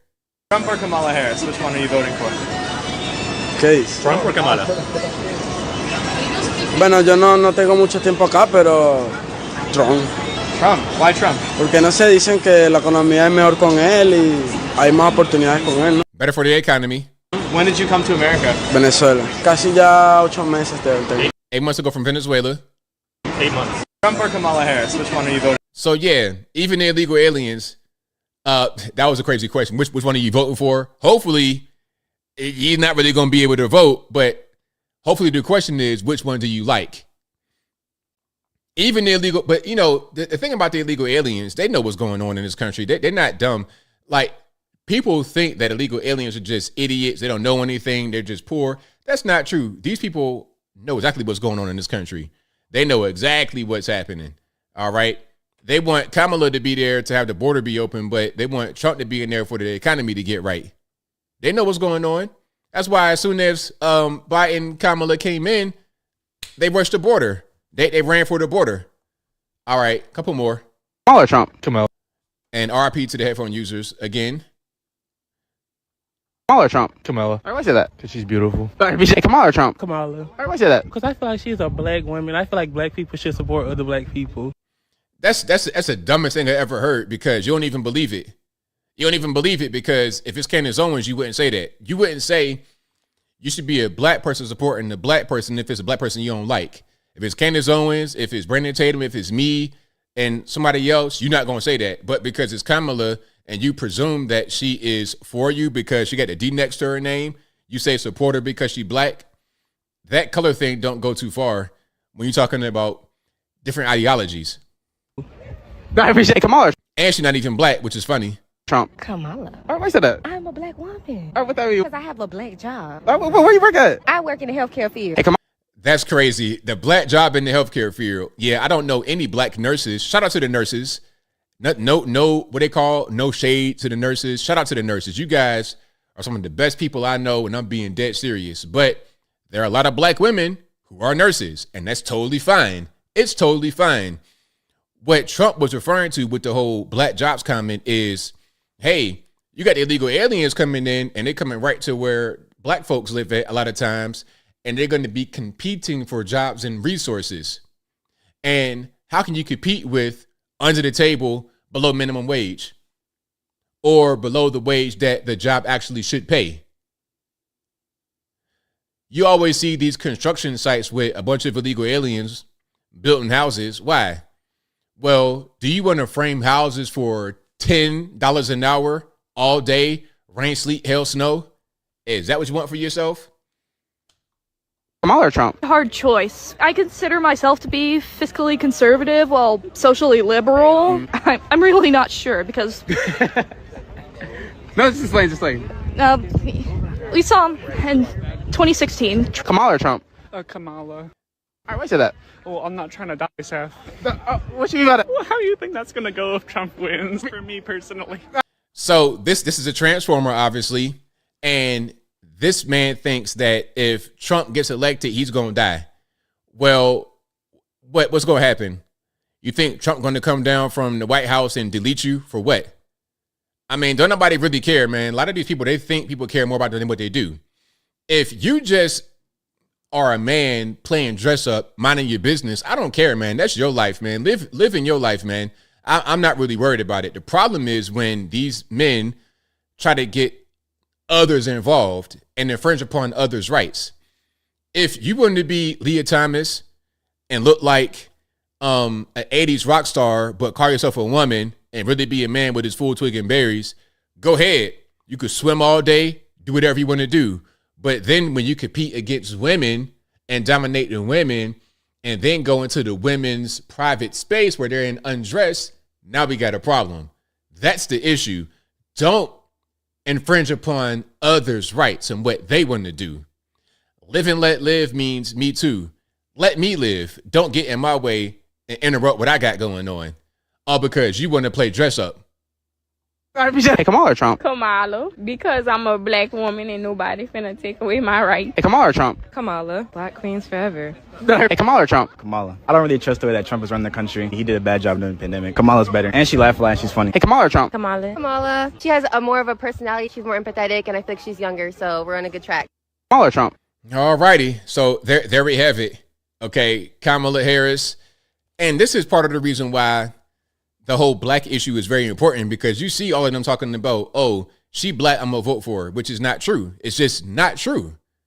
You can't your whole life call yourself Indian, get into office in California as an Indian, your whole family Indian. When you became a nominee, everybody on stage, some degree of Indian. Wasn't nobody black on stage except for like maybe an in-law of her sister, but ain't nobody black up there. But then all of them said, oh, because she's black, I'm going to vote for her. That's a lie. If you're going to vote for a person, let's let it be based in truth, not lies. All right. So, yeah, shout out to all of them. These are young people, though. It's like, college campus. That's just kind of how it is. All right. But I think that will be a wrap for the videos. But I got some super chats, of course. I'm going to read those. Then we're going to keep on rocking and rolling. If you like what you're hearing so far, please give the video a thumbs up. Like the video, share the video, do all that good stuff. That'll help me out tremendously. All right. Where we at on Super Chats? Let me just read some of these right quick. Shout out to Laura Catherine for the thumbs up emoji. I appreciate you for that. Thank you to Apu Bakar All Puff Daddy, who says, video on rapper applies A+, rapper. Let me start over again. Video on rapper applies A+, 100%. So good, ABL. Thank you for that. Thank you to Apu again, who says, ABL video on Kamala Walz interview. I was rolling on the floor laughing. Thank you to Apu again, who says, reminder of July 13th, God saved Trump to save the world. Thank you to Apu again, who says, another J6 vid, Pelosi admitting that she didn't call National Guard. Yep, saw that one. Shout out to Apu. He says, I can't believe that Joe Biden let Pelosi force him out of office. Biden brags about bad dude corn pop and how Biden's going to fight Trump behind the gym. Yeah, Biden will do whatever he's told. Biden will say whatever he's told to say.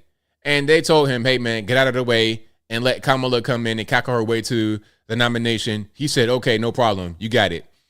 Also, he says if Biden has guts, he'd sick FBI on Pelosi, coward. Thank you to Mambo 1278, who says, ABL, why do some women hate men and gender roles so much? But if roles are reversed, they burn men at the stake. Well, it's a lot of brainwashing that goes on in society from a young age. It's the same thing with the LGBT. There's so many, throughout recent times in this country, up until this current generation, like Gen Z, Gen Alpha, maybe some millennial, like young millennial, it was only a reported 2 to 3% of population that was gay in the country. Right, it kind of always hovered around that, but there was a big spike when you saw all the indoctrination begin to come in with the younger people, to the point where Gen Z, Gen Alpha, or Gen Z, it's like 40% identify some type of LGBT. That wasn't the case years ago. It's because of all the propaganda that they've been fed. It's the same thing with the women who may hate gender roles. It's the same thing. Oh, you got to be a strong, independent. You can't, you can't be masculine. That's toxic. That's dangerous. So they believe all that, and then they act like that in their regular everyday life. Thank you to Apple again, who says, ABL, top 3 U.S. cities you like to visit but haven't been yet. That's a good question. I've been to quite a few places, so there's not many on my list that I have that I've not been to yet. But let me think. I've not been to Chicago yet, I don't think. Yeah, I want to go to Chicago. I don't want to go get deleted in the gangland territory, but I want to go to the downtown area, all of that, the nice stuff. Okay, now, it better not be no flash robs down there because, hey, it's going to be some smoke. It's going to be some smoke in the city if there is, if I'm there. But I want to go check that out. Where else do I want to go that I've not been yet? I don't know. I've been to a lot of places. I've been kind of everywhere. I've not been to Boston. Hear a lot about Boston. I've not been to Boston. I want to go there. Go to my airport, Logan Airport. Okay, check it out. See what everybody's doing. And one more city I've not been to in the U.S. yet. Hold on. Is it just the U.S. or just cities in general? In the U.S., I don't know. I've been everywhere, really. I've been all over the country. I've not been to Chicago or Boston. No. I don't know. That's pretty much it.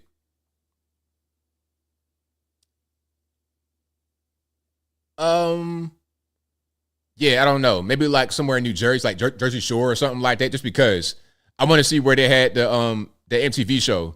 I'm gonna go to that house just because, randomly, no reason. But beyond that, yeah, Boston, I want to go there when it's warm. The snow and all of that, I can't do it. But if it's like mild or warm, I'm good. I'll go there. Alaska, that'd be a good one, King Me. Alaska, yeah. Go to Anchorage, Juneau, Fairbanks. Yes, that'd be great. New York City, I hate New York City. It's too congested. I would like New York better if it wasn't so congested. It's just too much. And the smells, it's just too much. Yeah. And it gets cold. But if it's like, again, if it's mild and it's not bad weather, I like to go visit. But it's just too congested. I like the South. That's where I like to be. I like the Sunbelt places. Anywhere south the Mason-Dixon line, I'm in there.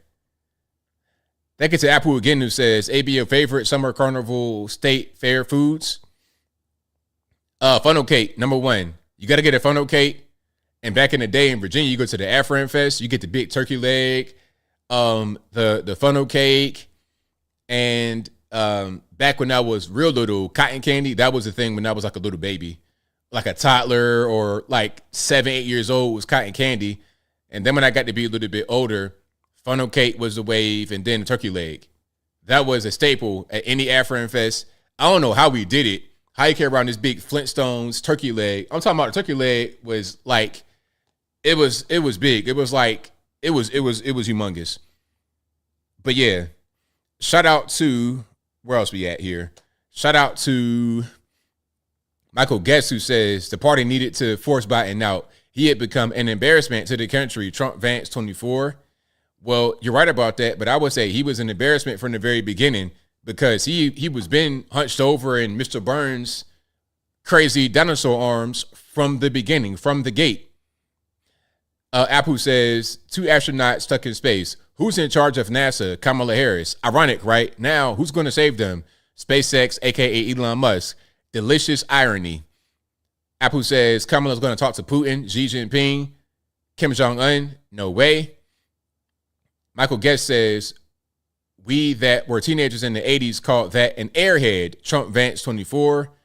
Apu says, Toastmasters, you're hilarious, ABL. Kamala's staff organized practice dinner parties for Kamala to rehearse and lower her anxiety. That's so awful. She's terrible. Like, a person that's this bad should not be anywhere near the White House at all. You need that kind of help to deal with your anxiety. Maybe being the president isn't for you. You got anxiety like that, you might want to be a shoelace counter. You might want to be a litter picker upper in Washington, D.C. or something like this. Trying to be the president, that ain't your wave. Okay? Shout out to Eric Hatchett for the donation. That gets a smooth artist who says, what a lovely looking woman.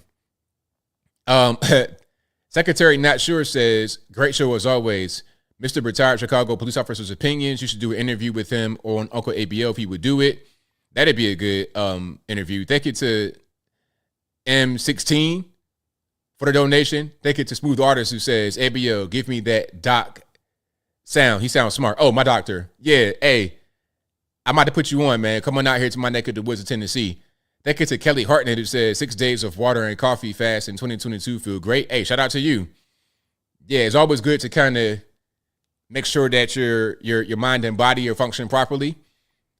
I've been on a crazy, not diet, just really restricted with what I put in my body. Yeah, I'll be trying to eat these little cookies and cakes, but my body's like, nah, we're not doing that. And we're not doing the cookies and cakes and the pies. We're just not going to have it. So let's do this instead. Thank you to the Faith Factor who says, I'm still confused about Kamala's race. Is she black and Indian or black and Asian? Well, Indian would be considered Asian because the Indian subcontinent is geographically located in Asia. So they'll call her Asian as a catch-all term that includes Indian. But she is Indian from her mother. Straight red dot, straight from the Indian subcontinent, 100% Indian from her mother. Now, her father gets a little tricky. In my opinion, he's black and white biracial. Some say, including Judge Joe Brown, that he is Irish and Indian with no black. At best, she is a quarter black from her father. At worst, she's not black at all. She's majority Indian and a little bit of Irish. All right. Afro-Indian, is that what Wikipedia calls her? That's crazy. Afro-Indian. What kind of... Anyway, I'm getting triggered. Thank you to More Masa S who says, funny how Kamala always considered herself Indian American, always. Thank you to Man in the Face who says, 1,700 people. Let's get it all above. Let's all give at least $5 for ABL. Make his time worthwhile because he needs our support. Love you, ABL. Thank you for that. I appreciate you. That's a very nice comment. Thank you to Michael Crislow who says, shout out to Governor Greg Abbott for removing 1 million ineligible people from the voter rolls in Texas. Right on. Thank you to Bob K. MIT who says, did you ever make it to Chesapeake Jamboree? I remember that in the park they would have that. Yeah, I've been there a few times when I was younger. Yep. At the city park. Mm-hmm. Thank you to Noah Garcia who says, random streaming question. I have the same mic and the Rode Procaster too. Any tips on settings? Okay. Now, as far as this, I'm looking at it right now. I can't really adjust things, but there are settings up here in the, the display where you got your stuff. Go to settings to change certain things about your voice. Okay. So you hear my voice, it's kind of deep. It's kind of a big voice. So I put my voice on the deepest setting. So it could just... It's not going to make you sound like you have a deeper voice, but what it'll do is give you enough punch for your voice to where it doesn't drown you out. It makes you sound crystal clear, basically. So however your voice sounds, select the preset that will match your voice. There's also things like de-essers and whatnot to get rid of background noise or stuff like this. So you want to make sure all those things are on. And of course, you want to make sure that you position properly right in front of the microphone, like right here on this piece, the flat piece of the microphone. You want to make sure you're talking right there. If you're on the side and whatnot, it might, if you're kind of like over here, you're not right in front of it, it's not going to sound the same. Be in front of it. It could be kind of lower or higher, but in front. Okay, that's the key. There's more I could say, but that's pretty much what you need to know. And make sure also that you don't have your gain up too high. So here's something else. This is going to be something that you're going to need. And I'm sorry that I'm getting a little nerdy right now. I apologize. We'll get to the calls in a minute. But the channel your microphone is on in your mixer, have your slider set to 50%. So you got your slider, right? You can slide it up, slide it down, whatever. Put it right 50% at the middle. Once you go on your back end to your control panel to look at your sound settings, okay, let me show you what's going on right here. If you go to your Windows screen, push your little Windows key and type sound, you're going to get this box that pops up, okay? This pops up. You see this over here? Now, what you want to do once you're over here, actually go back and you want to go to up under input, sound control panel. Sound control panel, okay? Now, you click on that, you're going to get the sound control panel that pops up. And I cannot zoom in on that, so you can zoom in on your own. But the sound control panel, go to where it says recording and pick your device. See this right here? That's my device. Double click on that and the levels. Put it at 80. Put it at 80. Okay? Make sure it's at 80. Make sure your mixer is on 50%. Slide the mixer first to 50, then change your levels on the mic to 80. And the reason why you got to do that is so you don't have really high highs or low lows. It's right in the middle is perfect. Okay? So there we go. All right. Yes, Windows, of course. If you on Mac OS, hey man, I don't know what to tell you, man. You just do better with your life. If you're on Mac OS still, do better with your life. If you're going to be a content curator, I suggest using the PC. You could use Mac, but really you could use your phone to record everything for real. But I suggest using the PC to have everything because you're going to have a lower chance of failure, a lower chance of this program not working right or this code that not working right. Get PC all day long. All right. Let's go ahead and get to the calls. The number to call is 434-658-1220. Again, 434-658-1220. The number to call will always be in the description. Also, there's an email in the description if you want to be on the call, audio and video right here in the bottom left-hand corner of the screen. All right. Oh, yeah, Spirit, Anon, I would do a show where I just talk about Windows and streaming topics and things of that nature. Yeah, if you guys want that, let me know. You know what that should be is a members only stream for you guys who are members, so I don't have to like clog up my regular timeline because I know a lot of you guys not really interested. So if you're a member on this channel, I can do a stream like once a month maybe where I talk about how to get your stuff set up. Okay. Although I'm still going to tell you guys, don't even worry about having the big streaming setup when you first get started. What I want y'all to do is build your audience with whatever you have. Everybody got a phone. Use this first. Put it on a tripod. Get your light and just start talking. All right, give me a minute right here with the sound. All right, there we go. We should be in there. Excel, listen, if I'm going to teach Excel, you guys are all going to get fired from your job where you got to use it because I know nothing about Excel. Not really. I know how to use Word. I know how to type pretty well, but spreadsheets and all like that, hey, man, I can't do nothing for you. All right. 843, you don't know who am I speaking to? Hey, Rocco. Hey, it's ABL. Sorry, it's Rocco calling from South Carolina. How you doing, my friend? Oh, well, man, how about yourself? Good. You're talking a little about your mic and your tech a little bit. Can you, perhaps for your listeners in the chat room, is there one maybe on Amazon that caught your eye? Maybe that for a starter, that would be a nice price. Maybe start doing a podcast because I've been thinking about doing it. So, like, what do you mean as far as microphone? Like, what do you mean? Yeah, because I'm on Amazon. I've seen like it's got a little mixing board. It's got a decent looking microphone, some other wires. Is that, or would you just like, what would you recommend if somebody just starting out? Because we don't obviously have Radio Shack. I'm a little older than you. Radio Shack used to be able to go corner store, whatever. I don't even know about Best Buy anymore. Just stuff like that. Okay, so what do you have now as far as any kind of equipment, a computer or phone? What do you have right now? I have an Android phone, sir. Okay, so I would suggest you use your phone. But what kind of phone do you have? Like, what's the make and model? Oh, Samsung, man. Galaxy, what is it?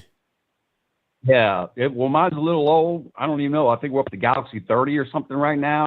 Mine's like a 10 or a 12, I think. Can you record on it? Can you record video and audio on it? Yeah, it's not that good, but yeah, I can. I suggest start with that because what I have is very expensive. Like my whole setup is very expensive. When you're talking about getting mixers, microphones, you got to have a computer first. So now you got to buy a computer. Okay. Then you got to buy the mixer. Then you got to buy the microphone. Then you got to buy the camera. Then you got to buy cords and stands, and you're going to be spending $3, $4, $5 grand. I don't think you should do that. Yeah, I don't think so. Not at first. I think what you should do at first is use your phone. And this little light right here, this is a small rig light. It's available on TikTok. It's like $10. The lighting of your video makes a big difference. So if you record a video on your phone and it doesn't come out very well, a light that's right on it can make a big difference in the overall quality. So I would say start with that. And once you begin to get money from that, invest into other things, a computer and your mixer and things of that nature. But start where you can start. And that's what I would tell you to do. You know what I love about you, ABL? You're a stand-up guy. Look, I've been watching you way back in the day when you started out. Like I said, I think I've called him before. You had nothing in your background. You had a nice button-down shirt, and you were going over, social media and stories, and you were just starting to go over to the, over conservative side, and I've watched you evolve to where you are now. And that's why I love getting advice from you, because you're going to give it like how it is, man. So hats off to you. Shout out to everybody in the chat. Shout out to you, ABL. You're stellar. You're a wonderful man. Keep it up. Keep up the good work. Keep the trolls out the lobby. Peace. Peace. All right, shout out to the caller. Great call. But yeah, don't start what I got because a PC, listen, it's going to be expensive. I built my PC, so this is like probably about $1,000, maybe $1,500 for this right here. And then I got dual monitors, $200 each. The mixer, $600, and it's probably more now. Microphone, $500. That camera right there that I'm recording this on, $1,500. Mirrorless camera, DSLR. Then you got to buy the piece that connects the camera to the computer. That's a Elgato capture card. That's $200 for the PCIe internal. It's too much money. You got it, ain't a problem in your hand. Just, I'm telling you, use this. I started my channel with a BlackBerry. I couldn't even record video on it. I could only record audio. So if I started with a phone with no video, you guys can start now. I started in 2015. You're 10 years in the future with better technology. You have it in the palm of your hand. Don't go spending a bunch of money from the gate. I don't recommend that at all for anybody, because what normally happens is you spend so much money on that, you kind of just focused on acquiring equipment and not putting out the content. All right. And again, you don't need to do that anyway. Some of the top guys that you see on the internet, lead attorney, all these people don't even have any of that. They got a webcam and they're making millions of dollars. But I digress. All right, let's go to 651. You're on the line. Who am I speaking to? Hey, ABL, this is Josh from Minnesota, and I have two questions for you. All right. First question is, if you were a guest speaker at the Trump rally, what would your theme song be? And second question is, have you tried reaching out to your retired Chicago police officer friend? Because me and others are concerned about him in the chat. Okay, so for your second question first, I've not reached out to him. I got to find his number because I have numbers, but it's hard for me to find sometimes in my thing. So I got to find his number. And also, what was the first question? First question is, my song. Yeah. So my entrance song would be "Born in the USA." That'd be a good one because it's okay. I'm an American, 100%, born here, raised here. That'd be my entrance song, "Born in the USA," And I was singing myself with no background vocals. Okay, ABL. Thanks for answering my call. Thank you for the call. Definitely appreciate you. Be safe. I'm out, and peace. Peace. Peace. All right. Yeah, I got to find my man's number and give him a ring. Let's go to 623. You don't lie. Who am I speaking to? Hi, this is Faith out of Phoenix. All righty. What's going on? Well, I just wanted to bring up, there's a lot of people that's going around talking about they hate Trump and all that. But I remember back when all the rappers, even Oprah, everybody was cool with Trump. They loved Trump. Do you remember back in 1988 when Trump used to always regularly appear on the Oprah show? Well, I don't remember it back that far as me watching it, but I have seen those clips of him on the Oprah show, and she loved him. It was never a problem. They always had a good time together. I have seen those clips for sure. Right. So, okay, so you have seen the clips that I'm talking about. Yes. All right, so try this. Not only was he always on her show regularly, but in one of those clips, she even begged him to run for president. She begged him. Asked him why he wouldn't run, and asked him if he did run, what would he run as? And see, I kind of think that the reason that Oprah and Trump's friendship kind of fell off is because not because he ran for president or even that he has any of the how can I say policies that he currently has. Because if you listen to him back in 1988, 1989, and all the way up until now, when he went on that show, he said the same things that he said now back then. So he never changed his talking points. For the last 20 years, he's been saying the same stuff. So if his talking points and his political stances never changed, the only thing that did change was his party. That's right. That's all that changed. And then people around him, like the Oprahs and whatnot, they changed their opinion about Trump. But see, here's the thing, what people are not really looking at as far as Oprah. You have to look at why she's a Democrat. She's a Democrat because the Democratic Party stands for everything that she has been pushing on her show for years. LGBTQ, which I have no problem with anyone LGBTQ, but, the far left goes way out with it, with, teaching this stuff in the schools and stuff like that, and it's not even part of regular curriculum.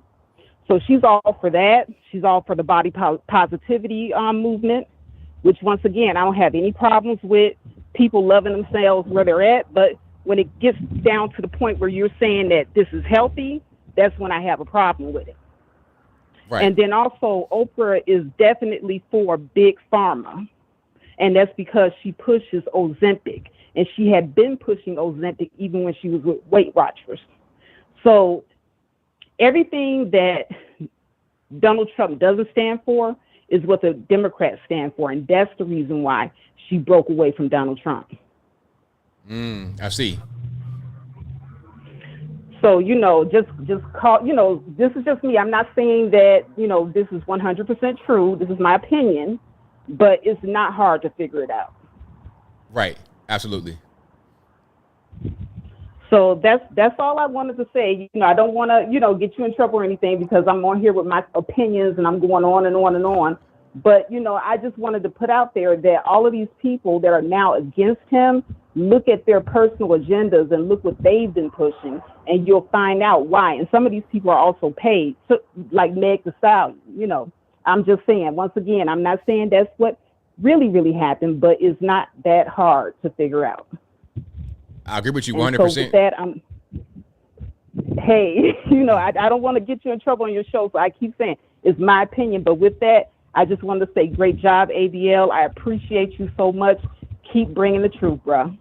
Thank you for the call. Definitely appreciate you. All right. Shout out to the caller. Great call. Great call so far. 702. You don't lie. Who am I speaking to? Hi, ABL. I'm calling from Vegas, and I just wanted to say a couple things really fast. Number one, at the DNC when Hillary was up there talking about Kamala and pushing for Kamala and all of that, you know she has to be salty as I don't know what, being that she tried to run as well and lost. And now she's giving, trying to give Kamala such a big push. I thought that was really crazy. Also, last Friday here in Vegas, Trump was here again, and he did a small little thing at a restaurant just right down the street from me, and Michaela Montgomery was there, and it was really nice. And of course, he stayed and answered all the questions that everybody had. So it really was a good time. Also, I just wonder, like, when they try to say that Kamala is Indian one time and then she's black this time and all of that, I wonder, like, are they trying to make it like that because she went to Howard? Because isn't that a predominantly black college? So are they, I don't know, doing it for that reason? Or maybe she got into Howard because she was not black, and so she was maybe able to get certain monies to go as like a minority for that particular school. Well, as far Any as thoughts on that? As far as the whole Howard thing, she went to a college in French Canada before that for a year, right? And then she transferred. Mm-hmm. I think the reason why she transferred is because she wanted to get the so-called black experience. That's very common with people when they don't grow up, quote unquote, black, and then when they get more into it, they go to a black space, like Obama going to Chicago with that preacher for 20 years to become black, because he came from Indonesia and Hawaii. He was not black. He was just basically a foreigner who came to America much later in his life. That's kind of how that worked. And then with Kamala, the same thing. She was in Canada, French Canada, Montreal, probably speaking French from age 12 to 19, 20 when she went to Howard. So then it's like, okay, now I want to get more into this whole black thing. So she will use the black card whenever it benefits her, and then use the Indian card whenever it benefits her. And she'd been using the Indian card for the majority of her career up until recently when she became the vice president. Because the whole thing was Biden said he wants a black female to be the vice president. Okay, well, you have the black card stuff in your background. You went to Howard. Come on. Right. That's kind of what I was thinking. And then, like, the last little thing I'll touch on real quick is, so RFK, joined the Trump train, and I think that is fantastic. I think that is really great.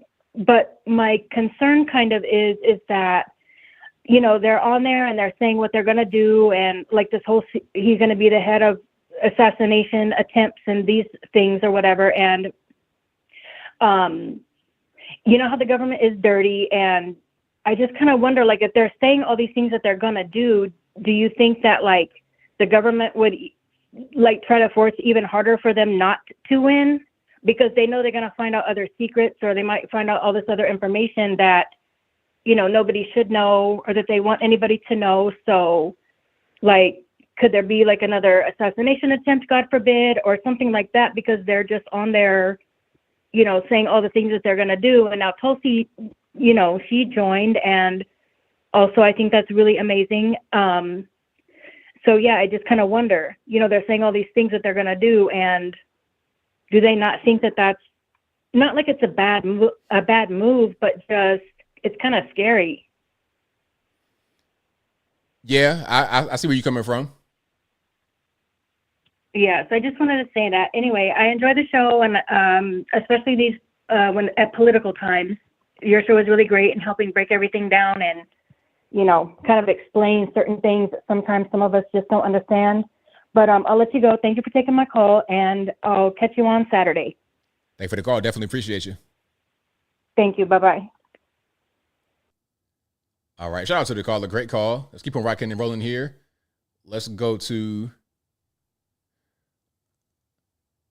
All right. Hold on. I'm a little bit too slow to the trigger on this one. Let's go to 815. If you don't know who I'm speaking to.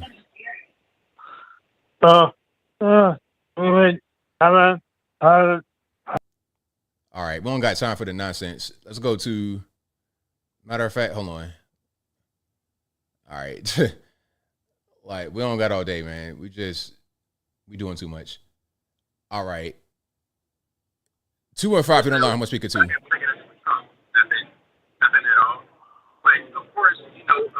215, hello. Hey, ABL, how's it going? It's all good, man. What's going on?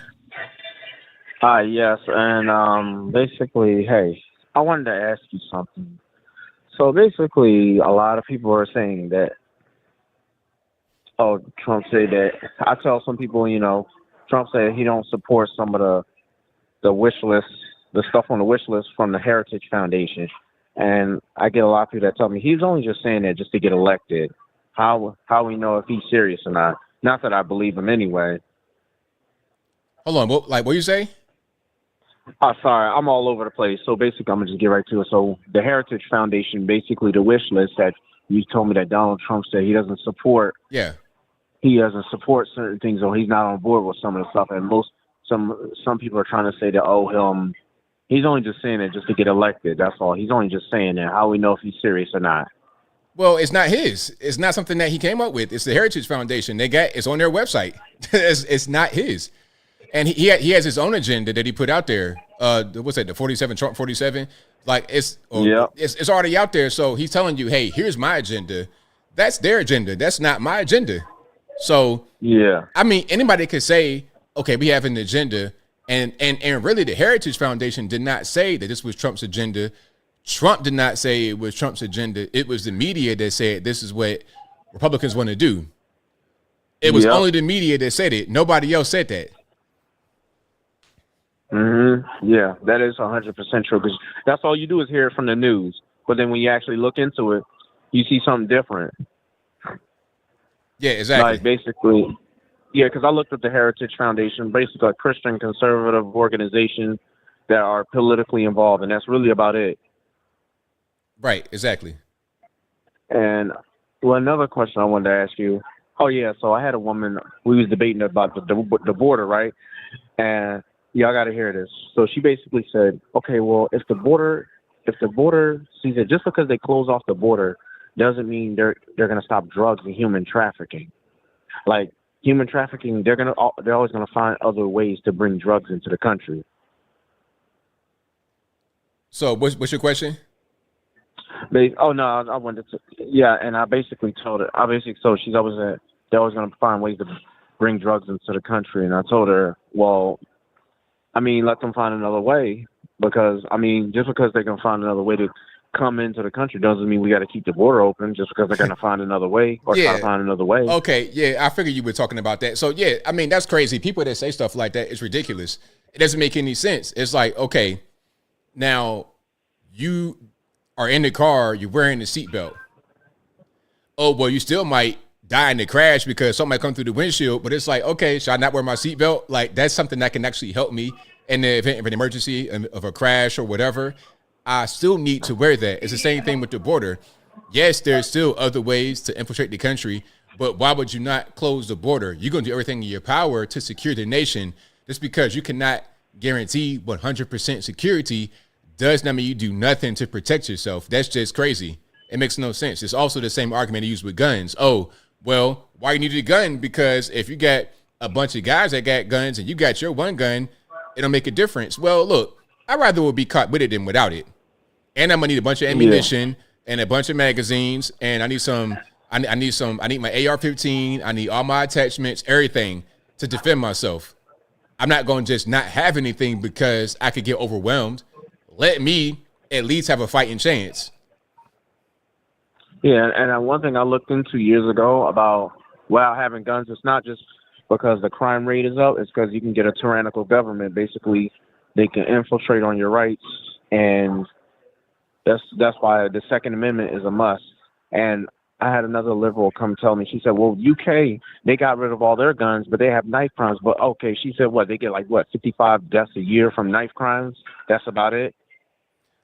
Well, I'm pretty sure it's more than that. In the UK, it's a whole different animal. It's an island nation. We're not an island nation. The UK has no border nations that's on it. You can't just walk from France to UK. You have to get on a boat or drive or fly, whatever. You can't just walk. But you have the entire world invading our country through the southern border because they're able to literally walk across. You can't do that other places. Okay, we saw the video of the Venezuelans with guns. Where they get those from? Bob's gun store with what ID? How you gonna pass a background check? We're not even a legal alien. You're not even here legally. How you gonna pass a background check? You can't. So we get a lot of criminal gangs over here that already have guns, and that's something else though. You can't wave a magic wand and say, okay, no more guns anymore in America. It's 325 million guns out in the wild. So if you are restricting new gun sales, what about the guns that I already got? What you gonna do with them? You gonna come try to confiscate? Good luck with that. Yeah, and here's the thing though, like most of the criminals that have guns, I told them, most of the criminals that have guns, they're the cops can't catch everybody, and the cops can't always get there in enough time to prevent a crime from happening. So a civilian has to be armed just in case something happens. Because God forbid somebody breaks in your house, has you at gunpoint, ties you up, and you don't have nothing to defend yourself. You're pretty much at their mercy. Right. Exactly. Yeah. So thanks for taking my call, ABL. Thanks for the call, man. Definitely appreciate you. Yeah. You have a good night. Same to you. All right, man. Shout out to my man for the call. And yeah, somebody said it. I got to correct myself. You can walk from Ireland, I suppose. You can walk from Ireland to Northern Ireland, so that'd be considered, from Ireland to UK. But still, you see what I'm saying? It's islands. It's not. You can't just. You see what I'm saying? It's not quite that way. All right, let's keep on going here. Let's go to. All right, I'm a little close to the trigger on that one. Let's go. All right, you're on the line. We're speaking to 917. Hi, ABL. It's Corinne from NYC. All righty, what's going on? Yeah, I just wanted to call in because a few episodes ago, and just in general, like everybody's been doing these videos where, like the man on the street type of thing, or woman on the street, where they interview people, and people straight up say, or people call in or or say something like, I just want to vote for Kamala because she's a woman, and I just want to support the woman. Yeah, that whole thing is really crazy. Go ahead, though. But I find it amusing. It's like people forget. I remember in 2008, people were straight up saying, I'm only voting for Barack. Like, I'm voting for him because he's black. My uncle said it. Everybody was saying it, and nobody thought, nobody was like, oh my God, that's crazy. Don't you care about his policies? Why would you just vote for? Nobody was saying that, at least where I was. Everybody was just saying it just like that. I'm voting for him because he's black. That's correct. So it's kind of the same thing. It's like, this is, I guess it seems embarrassing, like people putting people on the spot. I'm not voting for Kamala because I just can't do this anymore with the Democrats. But it's kind of the same thing to me. I remember when I remember in an interview with that actor, the handsome dark-skinned guy that was dating Kamora Lee Simmons. I forget his name. Jamin Hansu. But yeah, sorry. So they interviewed him. I think it was 08 or 12. And they said, who you voting for? And I remember he said something like, look at me, man. What do you think? Like, why are you even asking that? Look at my skin color. He didn't talk about policy. He just straight up like, I'm voting for him because he's black. Yeah, that's totally crazy. Yeah, so it's the same thing. It's like people are trying to like embarrass. There was some lady in some show where they were trying to shame her because she said that's why she's voting for it. I think it's dumb to just vote for somebody for skin color or because of their sex. But this is what they did with Obama, too. Everybody was saying that's why they're voting for him. I remember they said they want to see that newspaper when the black man is elected and he's president. They all wanted that. So I think for some people, it's the same thing with Kamala. They don't see the shame in it, that they're not concerned with policy. They didn't care about Barack's policy. They just wanted him because he was black. And the same thing for some people for Kamala. They just want a woman to be president. Right. Now, I don't know how strong that desire is because... sorry. The thing about Obama is that he was, quote unquote, black, but he was also a smooth operator. When you see him on TV, you hear him talking. Yeah, very smooth. Oh, he was great at that. He was very slick and smooth. But Kamala is goofy as they get. So when they see her, it's not going to be the same. So the thing is, I have to say, I'm not voting for any Democrat. I used to vote Democrat. I can't do it anymore. I'm not voting for her because she was with Biden. But I have been noticing, I called in a little while ago, like a month or two ago, where I had told you that people at my job were saying they couldn't do it. They're not voting for her, men and women. And more people in my little area of Brooklyn that I'm in, I know there's millions of people here, but more and more people are just straight up saying they're not voting for her. They can't. So I don't know how, like, I hear on the news that people want her, but I think that's fake because most of the people I talk to are not on board with her. But I was just referring to the fact that people are straight up just saying I'm only, those who do want her, I'm only voting for her because I want a woman. That's the same thing. That was the same thing people said with Obama. So it's really not, it doesn't surprise me. That's how they said it before. Yes, he was like 10 times more popular, but it's the same idea. They just want to see a woman, like they just wanted to see a black man. Yeah. And that's about it. I just want to call in, say hello, doing a great job. Thanks for your show. And okay, I'll let you get to some other calls. Thank you for the call. Definitely appreciate you. Bye. All right, great call. But yeah, that's what but a lot of those people that say stuff like that, they're just misinformed. They don't know anything else. Like we were seeing those videos earlier. Okay, why you gonna vote for her? Because she's black. Okay, anything else? Nah. And she's not even black, which is the funny part. But when they see her on stage, it's going to be a mess because she's goofy. Obama, I did not like Obama's policies. I did not like what he did for this country. I did not like his presidency. But I'm not going to sit here and lie like he was not a smooth character on stage. Same thing with Slick Willie, Bill Clinton. That's why I call him Slick Willie. He was a slickster. You know, smooth operator, laid back. Kamala, goofball. Her and Tim Walz. Goof troop. Frickin' frack. Thing one, thing two. Dumb and Dumber. That's them.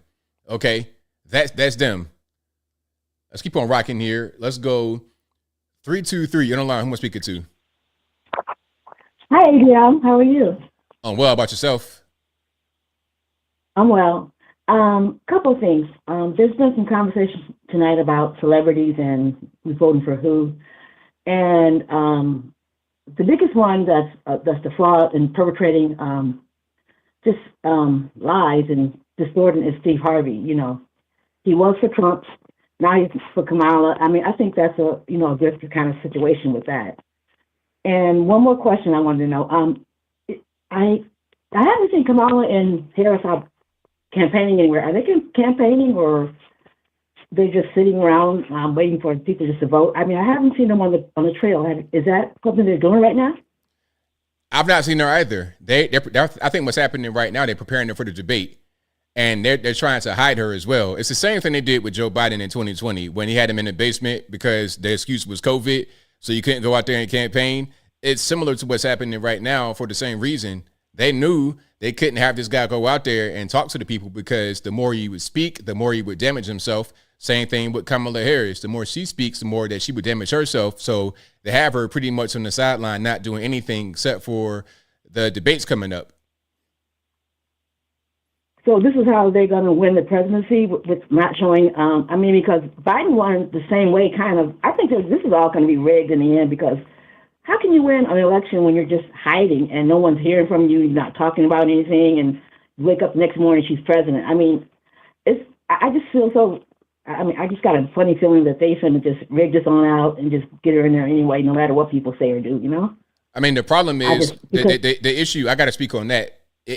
The issue with elections, when you're talking about things not going well, it's a state to state, city to city.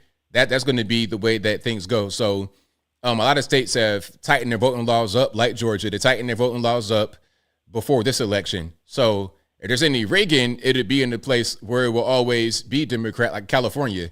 But in places where it could kind of go the other direction, there's a lot of laws in place that are going to prevent that from happening. And the reason why it happened last time is because of a lot of funny stuff happening, but also a lot of morons going out there and voting. A lot of cold idiots voting who don't really know any better, who were afraid of Trump. They went out there and voted for Joe Biden. This time around, however, it'd be a little bit different. Well, I certainly hope so because that's the biggest thing that scares me. I'm like, how is she going to, nobody likes her. She was zeroing in the polls for her entire political career, and all of a sudden she's neck and neck, or she's beating him. You know, they put out this fake news, and people are. So I'm just thinking this is all just trying to, make people say, okay, well, we already heard that 2 months ago she was, up in the polls, so it makes sense she won. Little stuff like that. So that's all I wanted to say, because I'm like, I'm looking for her to be on the campaign. I'm not voting for her, by the way, but I'm just like, how are they doing their kind of campaign when they got all this money? They should be out there using their monies to go here and there and talk to the people, but they're just hiding out and waiting on CNN to show up so Tim Walz can sit there and talk to her. That doesn't make any sense, but and people, they'll buy it. Not everybody, but a lot of people buy that kind of, campaigning as like a true, way politicians win, elections, but that's not how it's usually done.